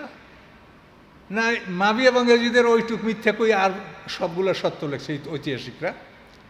কাজে এই জন্য আপনারা এই কথাগুলি বিভ্রান্তি যাতে না ছড়ায়, এবং সবচেয়ে বড় কথা যে আমরা আল্লাহর কাছে সবাই যাব। আমাদের কবরে কোনো রাজা বাদশা যাবে না, কেউ যাবে না, আমরা যাব। এবং বিচার হবে আমাদের কোরআন দিয়ে, এটা মনে রাখবেন। কোরআন দ্বারা বিচার, এমন কোনো বিষয় নাই যেটা কোরআনের সাথে তার কোনো সম্পর্ক নাই। আপনি সব বিষয়গুলি কোরআনের সাথে সম্পৃক্ত। তো এইভাবে ওমর ইবনে আব্দুল আজিজ রাদিয়াল্লাহু তাআলা আনহু, তার সময় তো বেশি ছিল না, 99-101 হিজরি। তো এই সময় তিনি তো নরম মানুষ, এই জন্য খারেজিরাও মাথাচাড়া দিয়ে উঠল। তো খারেজিরা মাথাচাড়া দিয়ে ওঠার পরে তিনি, তাদের নেতা ছিল, নেতার নাম হলো বোস্তাম। এই বোস্তামকে চিঠি লিখলেন যে তুমি এরকম রক্তপাত কেন করছো, যুদ্ধ কেন করছো, তোমার কি সমস্যা, তুমি আসো বা তোমার লোক পাঠাও, আমরা আলোচনার মাধ্যমে সমাধান করব। তো বোস্তাম রাজি হয়ে গেল। উনি ওনার 2 জন নুমায়েন্দা, ওনার অর্থাৎ 2 জন প্রতিনিধি উনি ওমর ইবনে আব্দুল আজিজের কাছে পাঠালেন। পাঠানোর পরে এখন তাদের সাথে কথা হলো, তারা সব কথাই রাজি হলো, ওনার কথায় তারা সবাই সন্তুষ্ট। শেষ পর্যন্ত ওই 2 জন বললেন যে আপনি একটা কথা জবাব দেন যে আপনার পরে আপনি ইয়াজিদ ইবনে আব্দুল মালেক এই লোকটাকে আপনি কেন মনোনয়ন দিয়েছেন আপনার পরে? তো বলছে যে এটা তো আমি দেই না, এটা আমার চাচাতো ভাই সুলাইমান, উনি যখন মনোনয়ন দিয়েছে ওই একই সাথে আমাকে তাকে মনোনয়ন উনি দিয়ে রাখছে, তা আমি দেইনি। তো বললেন আপনি দেন না, সত্য কথা। তাহলে আপনি যদি মনে করেন যে মুসলিম জাতির আমানাত, এই যে একটা খেলাফতের দায়িত্ব, এটা একটা আমানাত, এই আমানাত বহন করার মতো যদি যোগ্য না হয়, তা আপনি ইচ্ছা করলে তাকে বরখাস্ত করতে পারেন। এটা আপনি করবেন কি না? তখন উনি বলেন যে আমাকে 3 দিন সময় দেন। তো 3 দিন সময় তাকে দেওয়া হলো। তো এই সময়ের মধ্যে মারওয়ান গোষ্ঠী তারা সজাগ হয়ে গেল যে এবার আমাদের রাজতন্ত্র বোধহয় শেষ হয়ে যাবে। এই 3 দিনের মধ্যে যদি উনি দেখে যে এজিদ ইবনে আব্দুল মালেকে খেলাফতের যোগ্য নয়, এবং তাকে যদি বরখাস্ত করে আম জনতার উপরে নেতা নির্বাচনের দায়িত্ব ছেড়ে দেয়, তা আমাদের এই মানে রাজতন্ত্র শেষ হয়ে যাবে। তখন তারা যে কোনোভাবে খাদ্যের মধ্যে বিষ প্রয়োগ করে ওমর ইবনে আব্দুল আজিজের মতো মানুষকে তারা হত্যা করলো। তো এখন দেখেন এইগুলো হলো রাজতন্ত্রের ফলাফল। আপনারা কয়টা বলবেন যে মিথ্যা, কয়টা বলবেন বলেন? তাহলে কোনটা সত্য বলেন? তো এই হলো রাজতন্ত্রের কাজ, এইভাবেই করে। এবং এই রাজতন্ত্র এখনও পৃথিবীতে, এই রাজতন্ত্র যারা করে তারা এইভাবে এখনও পৃথিবীর বহু মানুষ তারা হত্যা করে যাচ্ছে।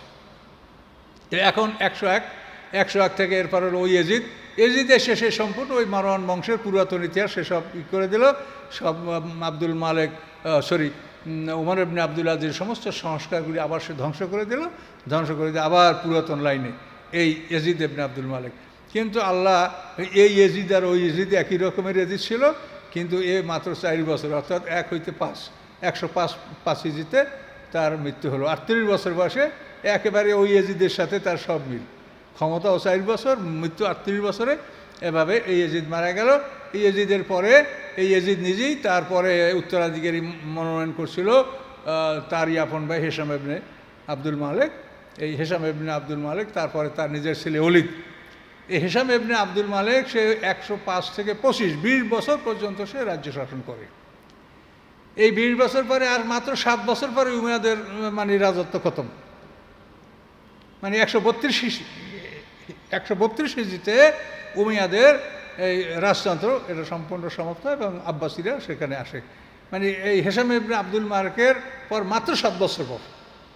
তো এই হেশাম ইবনে আব্দুল মালেকের সময় ওরা মানে যে মানে ধ্বংস হওয়ার যে শেষ পাপ, এই পাপটা ওরা ওই সময় করেছে। এই সময় এরা কী করেছে, যে এরা তো মানে সম্মান, মান সম্মান, বনু হাশেমের চাইতে তারা উপরে উন্নত, সব এগুলোই তো তারা চাচ্ছে, কিন্তু আল্লাহ তো তাদের সম্মান দেয় না। সম্মান তো বনি হাশেমকে আল্লাহ দিয়েছে, বনি হাশেমকে আল্লাহ সম্মান দান করছে। তো এই হিসাম ইবনে আব্দুল মালেক হজে গেছে, হজের মৌসুমে, তার সাথে মানে রাজদরবারের আমির ওমারা, নেতা সর্দার সব হজে গেছে। তো হজ যাওয়ার পরে হিসাম ইবনে আব্দুল মালেক সে হলো বাদশাহ, এখন হেজিয়াতা সম্মান করতে গেছে, এবার কেউ তারে মানে ওই সাধারণ জনগণের যে অবস্থা তারও একই অবস্থা, কেউ তারে সুযোগ দেয় না। এরা তওয়াফ করিয়া মসজিদের চবুতরায় তারা বসে। ইতিমধ্যে জয়নাল আবদিন, ইমাম হোসাইনের ছেলে জয়নাল আবদিন, তিনি হজ করতে আসেন। তিনি যখন হেজিয়াতের কাছে গেছে, সব ফাঁকা, কোনো লোক নাই, উনি একা। সবার দৃষ্টি, কী ব্যাপার, কিন্তু এই লোককে। এখন ওখানে কবি ফারাজদক ছিল, অন্য অন্য রাজ দরবারের লোক ছিল। এখন হিসাম আব্দুল মালেক যে না, আমি তোকে চিনছি না, মানে এটা তো লজ্জাকর ব্যাপার যে আমি রাজা, আমার জন্য মানুষের একটু জায়গা ছাড়লো না, আর ওনার জন্য সব পরিষ্কার করে দেওয়া হলে ঠিক কি। উনি আর এই মানে খুবই মানে মনক্ষুণ্ণ হয়ে গেলেন। তো মনক্ষুণ্ণ হয়ে যাওয়ার পরে তো এই জয়নাল আবদিনের এই জয়নাল আবদিন, যে ইমাম হোসেনের ছেলে জয়নাল আবদিন, এর ছেলে হলো জায়েদ ইবনে জয়নাল আবদিন, একে তারা হত্যা করে। জয়নাল আবদিন স্বাভাবিক ইন্তেকাল করতে পেরেছিলেন, কিন্তু এই জায়েদ ইবনে জয়নাল আবদিন, তো ইতিহাসে আছে যে এই জায়েদ ইবনে জয়নাল আবদিন, এই জয়নাল আবদিনের একটা বিবাহ ছিল এই পূর্বাঞ্চলে ভারতবর্ষে, মানে সিন্ধু প্রদেশে। সিন্ধু প্রদেশের এক মহিলা, তার স্ত্রী ছিল, ওই তার পেটে এই জায়েদ জন্মগ্রহণ করেন। মস্ত বড় আলেম ছিলেন এবং সে 13 বছর পর্যন্ত শুধু কোরআন নিয়ে গবেষণা করেছেন। এবং আবু হানিফা রহমতুল্লাহ তার সাথে মানে দেখা হয়েছে, সাক্ষাৎ হয়েছে এবং ইলম বিনিময় হয়েছে, এবং আবু হানিফা তার আন্দোলনকে সমর্থন করেছেন।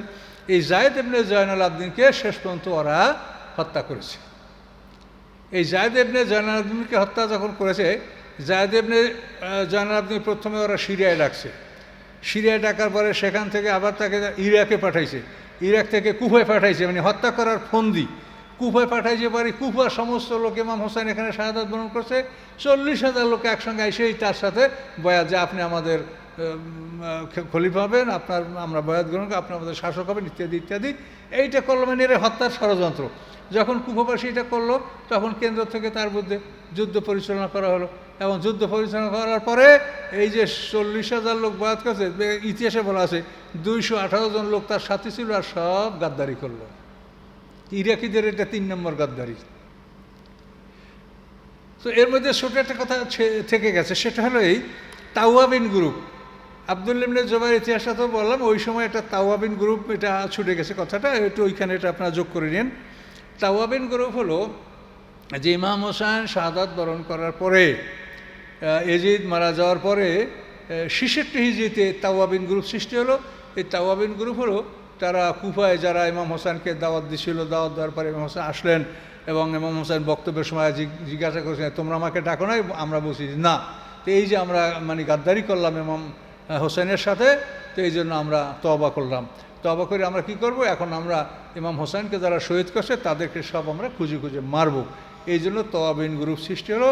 এবং ইমাম সাহাবী বলেন যে আমি হঠাৎ এক রাতে স্বপ্নে দেখি যে আকাশ থেকে বল্লম হাতে নিয়ে একদল লোক জমিনে নেমে আসে, তারা ইমাম হোসেনের কাতেল কারা, ইমাম হোসেনকে কারা হত্যা করে তাদেরকে খুঁজে বেড়াচ্ছে, এই স্বপ্নে আমি দেখি। এরপরে হঠাৎ করে দেখি যে মুক্তার সাকাফি নামক এক জালেম কাজ্জাব, কিন্তু এই লোকটাকে কেউ ধরতে পারে নাই যে এই লোকটা জালেম বা কাজ্জাব। এই আইসে প্রথম আব্দুল্লাহ ইবনে জুবাইর আনুগত্য স্বীকার করে, এরপর সে এই মানে কুফায় যেখানে তাওয়াবিন গ্রুপ এইখানে আসে, আসার পরে দেখে যে সব লোক তারা অনুগত, তখন সে ইরাক, কুফা, বসরা এগুলির উপরে সে মানে ক্ষমতার মালিক হয়, এবং আব্দুল্লাহ ইবনে জুবাইর আর এখন তাওয়াক্কুফ করে না কইরা এই লোক ওই ইমাম হোসেনেরকে মেরেছে যারা, এই যে আমর ইবনে সাদ, এই আমর ইবনে সাদ, তারপর শিমর, এদেরকে ধৈরা কাইটা এদের গোস্ত সব কুকুরকে খাওয়াই দিছে এই মুক্তার সাকাফি। এরপরে ওবায়দুল্লাহ ইবনে জিয়াদ যে ছিল গভর্নর, ওই সময় কুফার গভর্নর, ইমাম হোসেন শহীদ করার নেতৃত্ব ছিল ওবায়দুল্লাহ ইবনে জিয়াদের। এই ওবায়দুল্লাহ ইবনে জিয়াদ বলছি আগেই যে পলায়ন করে আসে, এই ওবায়দুল্লাহ ইবনে জিয়াদের বিরুদ্ধে সে যুদ্ধ ঘোষণা করলো, এবং সেই যুদ্ধে 70,000 লোক মারা গেল। শেষ পর্যন্ত ওবায়দুল্লাহ ইবনে জিয়াদ পরাজিত হলো। পরাজিত হওয়ার পরে উবায়দুল্লাহ ইবনে জিয়াদের মাথা কাইটা সে ওই মাথা যখন তাকে মসজিদের সামনে মাথাটা রাখা হলো, রাখার পরে তার দেহটাকে পোড়াই দেওয়া হয়েছিল বা অন্য কিছু করা হয়েছিল। তার মাথাটা যখন মসজিদের সামনে রাখা হলো উবায়দুল্লাহ ইবনে জিয়াদের, তখন লোকেরা এই আসছে আসছে এই আসছে আসছে কী আসছে, এটা সাপ আইসা তার নাকের ভিতর দিয়ে সাপটা মস্তিষ্কের মধ্যে ঢুকছে, ঢোকার একেবারে সাপ পুরো ঢুকে গেছে, আর দেখা যাচ্ছে না। কিছুক্ষণ পর সাপ ওখানে বাইরে, আবার সাপ কোথায় পালায় গেছে, আর দেখা যায় না। 3বার এইভাবে সাপ আইসা নাকের মধ্যে দিয়ে মস্তিষ্কে ঢুকছে, আবার 3বার বের হয়ে গেছে। এই দৃশ্যটা একজন সাহাবীর বর্ণনা করেছেন যে আমি উপস্থিত ছিলাম, আমি সচক্ষে এই দৃশ্য দেখেছি। তো এখন দেখেন আল্লাহ তাআলার ফয়সালা যে এই আমর ইবনে সাদ, তারপর শিমর আর হোর তো ইমাম হোসেনের পক্ষ অবলম্বন করে যুদ্ধ করে শহীদ হয়ে গেলেন। আর এই উবায়দুল্লাহ এরা যখন 3 জনের যখন মৃত্যু হয়ে গেল, এরপরেই যে ওই যে আব্দুল্লাহ ইবনে জুবায়ের উনি শেষ পর্যন্ত চিন্তা করলেন তো এ তো ফেতনা, এ হযরত আলী রাদিয়াল্লাহু তাআলাকে মনে করে যে মানে মানে মানে চরমপন্থী শিয়া, আলীর একটা কুরসি আবিষ্কার করছে, জয়নাল আবদিনকে তার ইমাম বানাইছে, এই সমস্ত যখন ধানাই ফানাই শুরু করছে, তখন আব্দুল ইবনে জুবায়ের রাদিয়াল্লাহু তাআলা তার ভাই মাসআবের নেতৃত্বে তার বিরুদ্ধে যুদ্ধ করে এবং এই মুক্তার সাকাফিকে এখানে তাকে হত্যা করা হয়। এইভাবে মুক্তার সাকাফির পতন ঘটে। তা মোট কথা হলো যে আল্লাহ তাআলা সব কিছুই করতে পারেন, এক জালেমদের আল্লাহ তাআলা অন্য জালেমকে ধ্বংস করেন। তো এখানে আমাদের কথা আমি আর সামনে যাব না। তো এখান থেকে আর মাত্র 7 বছরের ইতিহাস আছে উমাইয়াদের, এরপরেই আব্বাসীরা আসে। তো এখন এই সামনের আলোচনা করতে গেলে আব্বাসী উমাইয়া একটা মিলে ইতিহাসটা তৈরি করতে হবে, এই জন্য আমি ওদিকে সামনে গেলাম না।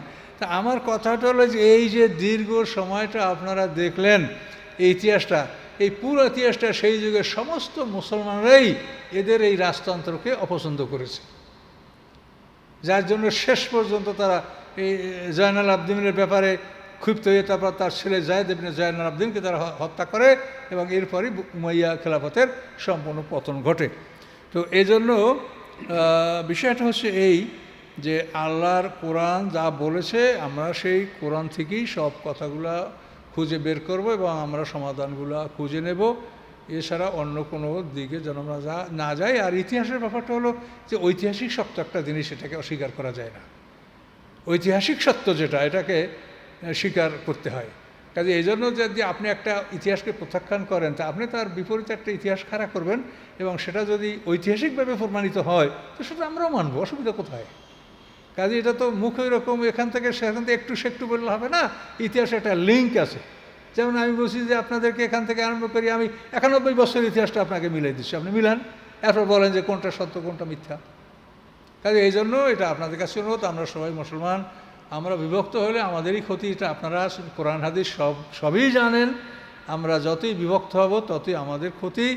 কাজে এই জন্য আমরা মোটামুটিভাবে যেন মুসলিম জাতি আমরা ঐক্যবদ্ধ হতে পারি এবং আমরা সামনে আমাদের ইমাম মাহাদির আবির্ভাব, ঈসা ইসলামের আগমন ইত্যাদি আমাদের সামনে অনেক পর্ব আছে, আমরা সঠিকভাবে যেন আমরা লাইনে থাকতে পারি, আমরা ডিরেইলড না হই, লাইনচ্যুত না হই। লাইনচ্যুত হইলে আমরা পাবো না, আমাদেরকে লাইনে থাকতে হবে। কথা বুঝতে পারছেন? মদিনার ইহুদি আলেমরা তারা রাসূলকে পাওয়ার জন্য মদিনায় বসেছিল, আর রাসূল হওয়ার পরে তারাই রাসূলের সবচাইতে বিরোধিতা করলো। আমরা ইমাম মেহেদির অপেক্ষা করছি, এমন হতে পারে যে আমরা ইমাম মেহেদির চরম বিরোধিতা আমরাই করব। কাজেই এটা যেন না হয়, এই জন্য আপনাদেরকে অনুরোধ করছি। আর এই বলে আমার বক্তব্য শেষ করছি। আসসালামু আলাইকুম রহমতুল্লাহ। সম্মানিত ভিউয়ার্স, এতক্ষণ ধরে বক্তব্য শুনলেন দক্ষিণবঙ্গের অন্যতম আলেমী দ্বীন, বিশিষ্ট ইসলামী চিন্তাবিদ, গবেষক, লেখক অধ্যক্ষ মাওলানা মোজাম্মেল হক।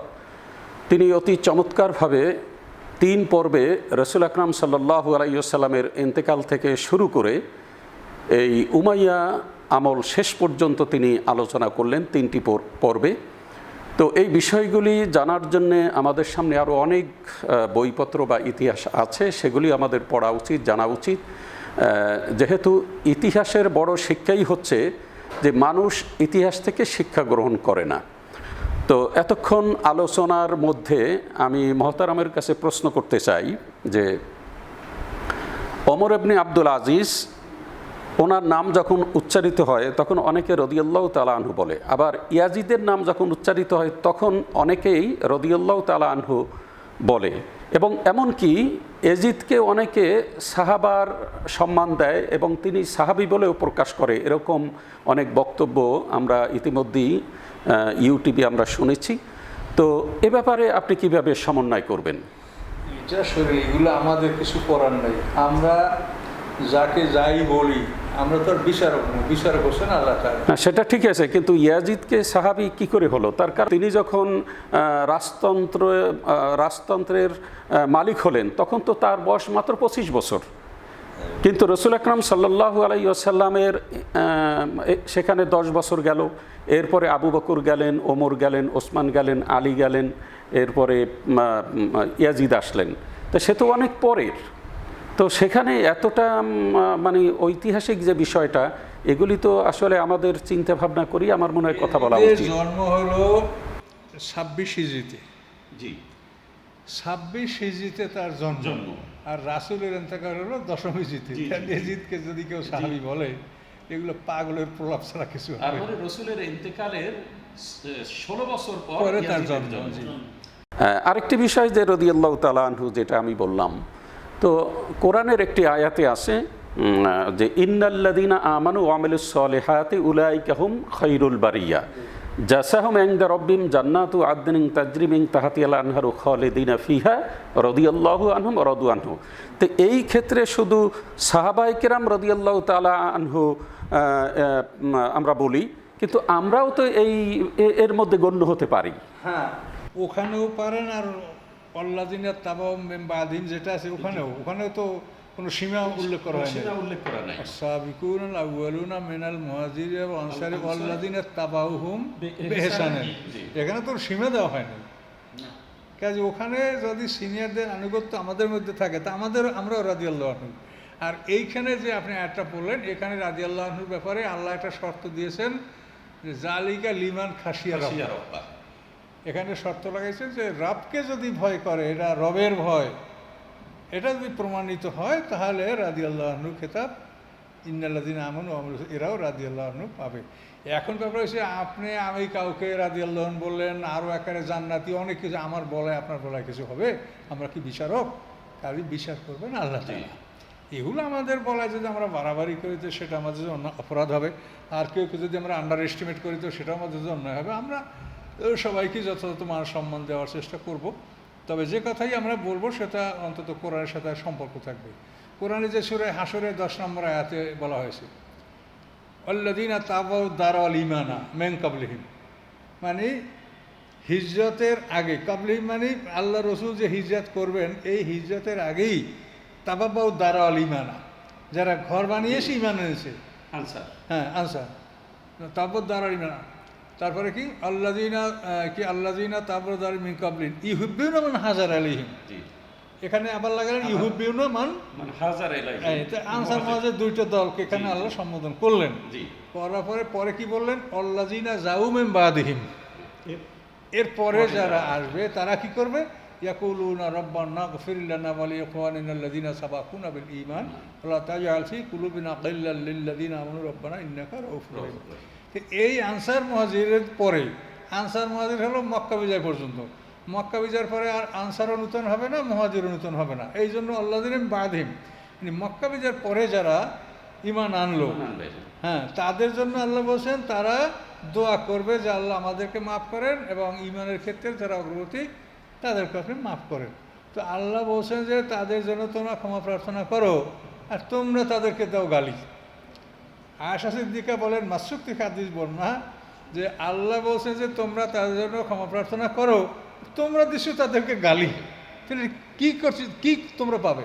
এখন আমরা একজনকে বেহেশত দান করে দিলাম, মানে কি বেহেশত আমাদের হাতে? কাজে এই জন্য এটা কেউ বললে বলতে পারে, কিন্তু অতিরিক্ত বললে কিছু লাভ হবে না। কোরআনের সাথে কথার মিল থাকতে হবে। তাহলে আল্লাহ যাদের আনুগত্য করতে বলছেন, আল্লাহ যাদের দোয়া করতে বলছেন যে তাদের ব্যাপারে অন্তরে যেন একটু মাত্র হিংসা বিদ্বেষ না থাকে, এটা কোরআনে আল্লাহ বলেছেন। একটা সাহাবীদের মধ্যে আপনি হিংসা বিদ্বেষ পোষণ করবেন, আর আপনি রাদিয়াল্লাহু আনহুর অমুক সমুক না, এটা আপনি বলতে পারেন।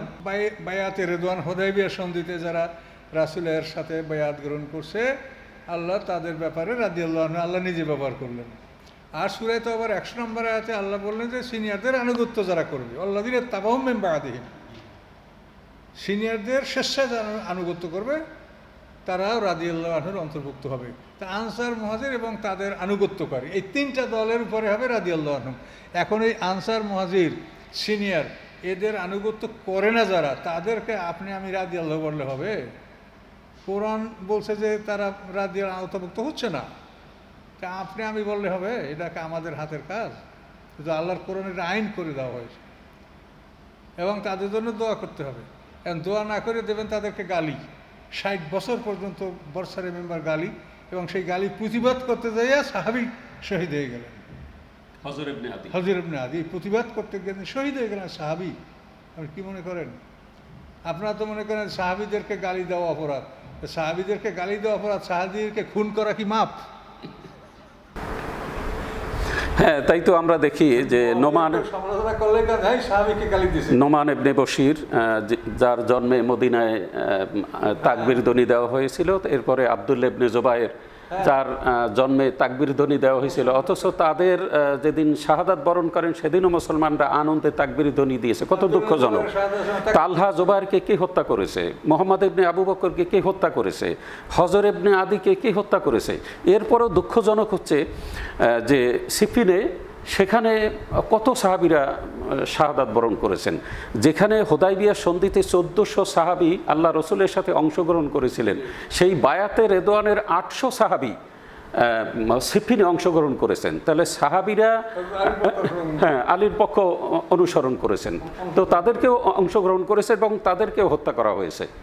তো মানে আপনি যথার্থই বলেছেন যে তাদেরকে গালি দেওয়া যদি না যায়, কিভাবে আপনি বললেন আবার কথাটা আপনি আবার বলুন। আমি বলছি যে সাহাবীদেরকে গালি দেওয়া যদি অপরাধ হয়, জি, সাহাবীদেরকে খুন করা নাউযুবিল্লাহ মিন যালিক। সমালোচনা করলেন আপনার মনে করেন সাহাবীদের গালি দেওয়া অপরাধ, আচ্ছা মানে নিলাম, জি, কিন্তু এটা যদি গালি দেওয়াই অপরাধ হয় তাহলে খুন করাটা কি? এটা মাফ? নাউযুবিল্লাহ মিন যালিক। খুন করেছে। সম্মানিত মুহতারাম, আসসালামু আলাইকুম ওয়া রাহমাতুল্লাহ। এই দীর্ঘক্ষণের আলোচনা আলহামদুলিল্লাহ ইয়াজিদের বংশ পরিচিতি এবং ইয়াজিদের ক্ষমতার দখলের জন্য দীর্ঘক্ষণ পর্যন্ত তার বংশ পরিচয় এবং সেই সাথে আল্লাহ রসুলের দৌহিত্রের সঙ্গে যে যুদ্ধ বিদ্রোহ হয়ে এই পর্যন্ত আসলেন, একটি বিষয় আমার কাছে একটু জানার খুব ইচ্ছা। সেটি হচ্ছে যে শিয়া সম্প্রদায় এদের আবির্ভাব কখন শুনেন, এবং সেই সাথে আরেকটি কথা, ওইখানে শিয়াদের ব্যাপারে আমার আরেকটি কথা আছে। বর্তমান দেশে শিয়ারা তাজিয়া নামক একটা নিয়ে গোটা দেশে আশুরার দিনে মোটামুটি এটা তারা আনন্দ ফুর্তি এসে করছে। এটা বিষয়ে যদি একটু দয়া করে আপনি বলতেন। শুনেন, এখন ব্যাপারটা কি, শিয়া শব্দের অর্থ হচ্ছে দল। তো শিয়া মানে দল, তাহলে শিয়ানে আলী, আলীর দল। তাহলে ওখানে তো হযরত আলীকে যারা সমর্থন করছে তারা শিয়ানে আলী, এখনও যারা হযরত আলীকে সমর্থন করে তারা শিয়ানে আলী। তো এখন শিয়ানে আলীর মানে এই না যে মানে আলীকে মানে আল্লাহ রসুল মনে করতে হবে, আলীকে আল্লাহ মনে করতে হবে। মানে আলীর দল তো আসলে আমরাও, আমরাও শিয়ানে, আমরা আলীর দল, আমরা হযরত আলীকে সমর্থন করি। কিন্তু এখন বর্তমানে একটা জিনিস এমন পর্যায়ে পৌঁছেছে যে শিয়া বলতে তারা শিরকের মধ্যে সম্পূর্ণ লিপ্ত হয়ে আছে। এটি আমার জিজ্ঞাসা, এটা শিয়ারা যেটা করছে, জি, এটা তো সীমা লঙ্ঘন না। না, ইসলাম ভিতরে কি করে হয়? ইসলাম তো ইসলাম, এইগুলো চিন্তা না করাই ভালো। এগুলো মানে সবই তাদের আবিষ্কার। এখানে হযরত আলীর ওই দুমাতুল জান্দানের সালিশি বৈঠকের এই বেইমানির ঘটনার পর তো একদল হলো খারিজি, যারা মনে করে যে আল্লাহ ছাড়া কাউকে বিচারক মানা অপরাধ, তার কাজে আলী মুআবিয়া এরা মানুষকে সালিশ মানছে, এটা অপরাধ, কাজে এরা সবাই খুনের যোগ্য। এরা হলো খারিজি। আর রাফিজি হলো যারা অমান্য করে, আর শিয়া হলো আলীর দল। আর এই নামগুলো ওভাবে ওই সময় আরও একটা প্রশ্ন ছিল, আহলুস সুন্নাত ও আহলুল বিদআত। আলীর দলকে আহলুস সুন্নাত বলা হতো, ওদের দলকে আহলুল বিদআত বলা হতো। তো আলীর দলকে আহলুস সুন্নাত, ওদেরকে বাগী, বিদ্রোহী বলা হতো। এই সমস্ত কথাগুলি ওই সময় আসছে। তবে এখন তো প্রত্যেকটা জিনিসেরই যতই পুরাতন হয় ততই তার রূপ পাল্টে। কাজে এই জন্য এরা শিয়ারা যেগুলো করছে এগুলো পৌরাণিক দালিল কি থাকতে পারে? হুম? এরা যেগুলো করছেন কোরআনের তো কোনো দলিল নেই, কিন্তু এগুলো যারা এইগুলো যেগুলো করছেন ওরা তাজিয়া নিয়ে গোটা দেশে যেগুলো করছে, গোটা দেশে প্রতিটা শহরই হচ্ছে, প্রত্যেকটা শহরই হচ্ছে। এজন্য রাষ্ট্রীয়ভাবে তো বাধা তো নেই, বরঞ্চ রাষ্ট্রীয়ভাবে তাদেরকে সহযোগিতা করা হচ্ছে। ওগুলো বলতে চায় না, কথা হচ্ছে আরেকটি বিষয় মহতারাম, আপনার আলোচনার মধ্যে একটি বিষয় আমার মনে হয় যে বাদ পড়ে গেছে, সেটি আপনার জবান থেকে শুনলে আমাদের অনেকটা সহায়ক হবে। সেটা হলো সাবাই, যে সাবাই যে দলটি উদ্ভব হয়েছিল সেটা কখন এবং কিভাবে, এবং এদের চিন্তাধারাটা কি? এটা হযরত ওসমান রাদিয়াল্লাহু তাআলা আনহুর জামানায় আব্দুল্লাহ ইবনে সাবাক ইহুদি ইয়ামানের অধিবাসী ছিল এরা। তো এদের উদ্দেশ্য ছিল ইসলামের মধ্যে ফাসাদ করা। এরা মুখোশধারী ইসলাম, তারা ইসলাম গ্রহণ করছে মুখে, কিন্তু আসলে তারা ছিল মুনাফিক। তাদের উদ্দেশ্য ছিল মুসলমানদের ফিতনা সৃষ্টি করা, জাল হাদিস তৈরি করা। তো এইসব উদ্দেশ্য নিয়েই তারা মুসলমানদের ঢুকছে আব্দুল্লাহ ইবনে সাবা, এবং এই সাবাই সম্প্রদায়ের মাধ্যমেই তো হযরত ওসমান গনি রাদিয়াল্লাহু তাআলা আনহু শাহাদাত বরণ করেছেন। সাবাইরাই তো, হ্যাঁ, ওসমান হত্যার ব্যাপারে সাবাইরাই এটা করেছে, সাবা ইহুদি সম্প্রদায়ের, আর এরা তো মুসলমানদের চরম শত্রু। তার মানে আব্দুল্লাহ ইবনে সাবা সে ছিল কপট মুসলমান। ওসমানের হাতে, ওসমানের খেলাফতের আমলে ওসমানের হাতে হাত দিয়ে তিনি বায়াত গ্রহণ করেছিলেন এবং মুসলমান হয়েছিলেন। কিন্তু পরবর্তীতে দেখা গেল যে আলীর আমলে যে অসংখ্য জাল হাদিস তৈরি করার অপরাধে যে তাকে হত্যা করা হয়েছিল। তো বিষয়টি সাবাই সম্পর্কে আমরা এতটুকুই জানতে পারলাম।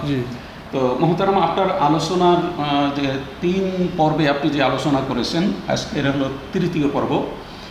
তো এর আগের 2 পর্বে আমরা যেটা জানতে পারলাম যে সাহাবীদের ঈমানের ব্যাপারে আমরা কোনো সংশয় প্রকাশ করছি না, সাহাবীদের ঈমানের ব্যাপারেও আমাদের কোনো প্রশ্ন নেই। কিন্তু তাদের যে এই যে রাজ্য দখল বা তাদের যে বংশীয় যে ক্ষোভ, আমরা দেখতে পাচ্ছি যে বনু হাশেম এবং বনু উমাইয়া, এই যে দ্বন্দ্বটা কিন্তু রাসূল আকরাম সাল্লাল্লাহু আলাইহি সাল্লাম জন্মের আগে থেকেই চলে আসছে। এরপরে আমরা দেখতে পাই যে আবু সুফিয়ান বদর যুদ্ধের পরে মক্কা বিজয় পর্যন্ত তিনি যে রসুলের বিরুদ্ধে, সাহাবীদের বিরুদ্ধে এবং মদিনাকে দখল করার জন্য যে চেষ্টা করলেন, ঐতিহাসিকভাবে এটা প্রমাণিত যে মুহাম্মদ সাল্লাল্লাহু আলাইহি সাল্লাম যদি বিজয় লাভ করেন তাহলে সেটা বনু হাশেমের বিজয় বলে তিনি এটাকে মনে করেছেন, এবং এখানে বনু উমাইয়ার পরাজয়। এরপর আমরা দেখতে পাই যে মুআবিয়া রাদিয়াল্লাহু তাআলা আনহু তিনি প্রাদেশিক গভর্নর ছিলেন 22 বছর সিরিয়ার, এবং এরপরে তিনি ক্ষমতা দখল করেন আরও 19 বছর, তাহলে 41 বছর তিনি ক্ষমতায় ছিলেন। তো 41 বছর পরে তিনি হযরত আলীর প্রতি সহানুভূতি দেখাবেন, তাহলে তো আবার সেই বনু হাশেমের বিজয়ী আবার চলে আসলো। তাই এটা তিনি তো কী করে এটা মেনে নেবেন? তো আমার মনে হয় যে এখান থেকেই তার ছেলেকে সে অর্থাৎ কি বলে ক্ষমতার উত্তরাধিকারী হিসাবে তিনি নির্বাচিত করলেন। আমার মনে হয় যে এখানেও সেই বনু হাশেম এবং বনু উমাইয়াদের দ্বন্দ্বটা বোধহয় তখনও অত্যন্ত প্রকট ছিল বলে আমার মনে হয় এই ইতিহাস শোনার পরে। মনের ব্যাপার যেটা আসলেই তো এরকম। এখন সব কথা হলো যে কোরআনের থেকে আমরা খুব সংক্ষেপে বুঝতে পারি। কোরআনে যে সাহাবিকুনাল আউয়ালুন বললেন, তার কারণ সাহাবি মানে তো সাথী, সাহাবি মানে সাথী। কোরআনে যে কথাটা সাহাবিকুনাল আউয়ালুন বলা হলো, কোরআনে তো এই যে সাধারণ মুসলমানদের অনুকরণের কথাটা বলে নাই, সবসময় সাহাবিকুনাল আউয়ালুন সিনিয়র। তো এখন মক্কা বিজয়ের পরে যারা মুসলমান হয়েছে এরা তো রাসূলের সাহাবি না, মানে রাসূলের সাথে জীবনযাপন করার এরা সুযোগ পায়। সাহাবি শব্দ সাথী, এরা হলো শিডিউল সাহাবি, মানে সাহাবিদের তালিকা, রাসূলকে দেখি মানে তুলাকা বলা হয়। হ্যাঁ, তোলাকা মানে এরা সাধারণ ক্ষমাপ্রাপ্ত। এই কাজেই এরা রাসূলের প্রশিক্ষণটা পায়নি। হিজরত করাটা ফরজ ছিল কেন? যে হিজরত না করলে রাসূলের প্রকৃত শিক্ষা তারা লাভ করতে পারবে না, এই জন্য হিজরত করাটা ফরজ, এটা সোজা মনে করিয়েন না। কাজে এই ফরজ যারা আদায় করতে পারে নাই, তাহলে তারা তো একটা ফরজ থেকে পিছনে। হিজরত করা ফরজ, এখন এই ফরজটা আদায় করতে পারলো না, তাহলে তারা একটা ফরজ পিছনে আছে না, পারলো না অথবা করেনি। হ্যাঁ, পরেও দরকারও ছিল না। না, মক্কা বিজয় তো করার কোনো মক্কা বিজয় করার তো কোনো হিজরত নেই। নাই।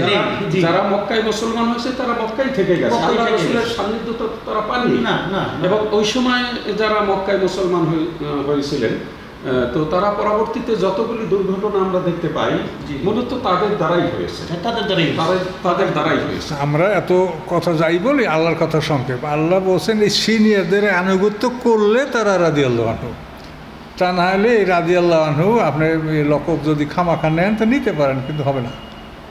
সিনিয়রদের আনুগত্য ছাড়া দেওয়া যাবে হুজুর? হ্যাঁ, লকবটা কি দেওয়া যাবে? দেন, আপনি সবাই দেন। রাদিয়াল্লাহু তাআলা যদি কেউ বলা কি যাবে? হ্যাঁ, বলতে পারে। সবার তো চিন্তাধারা এক না, কাজে এই জন্য বলতেই পারে, সেটা নিষেধ করার আমাদের কোনো দরকার নেই, প্রয়োজন নাই। এটা আপনার মনের ইচ্ছা, আপনি যদি মনে করেন তো বলেন, আর যদি আমার মনে না হয় তা আমি বলবো না। যদি হারামটাকে বলে এটা জায়েজ, যদি নাজায়েজটাকে কেউ যদি বলে যে এটা জায়েজ, না, তার ব্যাপারে এটা এখানে জায়েজ না জায়েজ ওই পর্যায়ের এটা বিষয় না, এটা হলো একটা মনের বিষয় এবং ইজতিহাদের বিষয়। আপনি যে বিষয়টা কি বুঝেছেন কোরআন থেকে, সেই হিসাবে আপনি সিদ্ধান্ত নিয়ে বলেন। সম্মানিত ভিউয়ার্স, এতক্ষণ ধরে আমরা অত্যন্ত চমৎকার আলোচনা শুনলাম দেশ বরেণ্য আলেমে দ্বীন, বিশিষ্ট ইসলামী চিন্তাবিদ হযরত মাওলানা মোজাম্মেল হকের জবান থেকে, এবং আরও আমাদের সাথে সংযুক্ত ছিলেন বিশিষ্ট ইসলামী চিন্তাবিদ হযরত মাওলানা আমিনুল ইসলাম। তো আমরা দুজনকেই ধন্যবাদ জানাচ্ছি এতক্ষণ ধরে আমাদের সাথে থাকার জন্যে। সম্মানিত ভিউয়ার্স, প্রতিনিয়ত নতুন নতুন ভিডিও পেতে আমাদের চ্যানেলটি সাবস্ক্রাইব করুন এবং পাশে থাকা বেল বাটনে প্রেস করুন। সম্মানিত ভিউয়ার্স, অধ্যক্ষ মাওলানা মোজাম্মেল হকের আলো আদার সিরিজের 7টি বই আমাদের কাছে আপনারা পাবেন। দেশের যে কোনো প্রান্ত থেকে আপনারা চাহিদা থাকলে অথবা আমাদেরকে কল করলে অবশ্যই আমরা কুরিয়ার সার্ভিসের মাধ্যমে আপনাদেরকে পাঠিয়ে দেব। এরপরেও অধ্যক্ষ মাওলানা মোজাম্মেল হকের 20 বছরের গবেষণালব্ধ বিখ্যাত তাফসির বের হচ্ছে। ইতিমধ্যেই আমরা 4 খণ্ড বের করতে পেরেছি, আর সামনে খুব তড়িৎ গতিতে আমরা চেষ্টা করব বের করার জন্যে। তো সেগুলি যদি আপনারা পেতে চান তাহলে আপনারা যোগাযোগ করুন। তাহজিব সেন্টার 01972064033। এরপরেও মোহতারাম আজকের আলোচক অধ্যক্ষ মাওলানা মোজাম্মেল হক সাহেবের সাথে যদি যোগাযোগ করতে চান তাহলে আপনারা কল করুন 01716251508। এরপরেও যে বিষয়গুলি আপনাদের অতীব জরুরি জানা প্রয়োজন দরকার মনে করেন তাহলে অবশ্যই আমাদেরকে জানাবেন, কমেন্টের মাধ্যমে আমাদেরকে জানাবেন। অবশ্যই পরবর্তীতে আমরা মোহতারামকে নিয়ে সেই বিষয়গুলি আলোচনা করব। অনেকেই আপনারা কমেন্টস করেন যেগুলি শোভনীয় নয়, তার কারণ মোহতারাম ইতিহাস থেকে কথা বলছেন এবং এর রেফারেন্স সহ কোন বই থেকে, ইতিহাসের কোন দলিল থেকে তিনি কথা বলছেন। যদি এর বিকল্প কোনো ইতিহাস আপনাদের জানা থাকে তাহলে আমাদের কাছে আপনারা জানান, এবং অধ্যক্ষ মাওলানা মোজাম্মেল হক সাহেব ওনার সাথেও আপনারা যোগাযোগ করতে পারেন। ওনার নাম্বার আপনারা স্ক্রিনে দেখতে পাবেন। এবং আরও আপনাদেরকে সহজ করে দিচ্ছি, আপনারা যদি তাহজিব সেন্টারে এসে যদি বিষয়গুলি আমাদেরকে জানান তাহলে আমরাও উপকৃত হব, আপনারা উপকৃত হবে, জাতি উপকৃত হবে যদি এর বিকল্প কোনো ইতিহাস আপনাদের জানা থাকে। সুতরাং মোহতারাম যে আলোচনা করেছেন, এই আলোচনা আপনারা যদি সমালোচনা করেন অবশ্যই করতে পারেন, কিন্তু বিনীতভাবে অনুরোধ করছি যে আপনারা এই ইতিহাসের পূর্বাপর এই ইতিহাসগুলি জেনে মোহতারামের সমালোচনা আপনারা করুন, সমস্যা নেই। আপনাদের কাছে বিকল্প ইতিহাস থাকতেই পারে। সুতরাং আমরা এজন্য প্রস্তুত আপনাদের প্রশ্নের জবাব দিতে। তবে এরকম অহেতুক কোনো কমেন্টস আপনারা করবেন না যেগুলি আমাদের জন্য শোভনীয় নয়। আপনারা অবশ্যই এ ব্যাপারে খেয়াল রাখবেন। আমরা আপনাদের সকলের কল্যাণকামী, সকলের কল্যাণ কামনা করে আজকের এ পর্যন্তই। আমা তৌফিক ইল্লা বিল্লাহ, আলাইহি তাওয়াক্কালতু ওয়া ইলাইহি উনীব। আসসালামু আলাইকুম ওয়া রাহমাতুল্লাহি ওয়া বারাকাতুহু।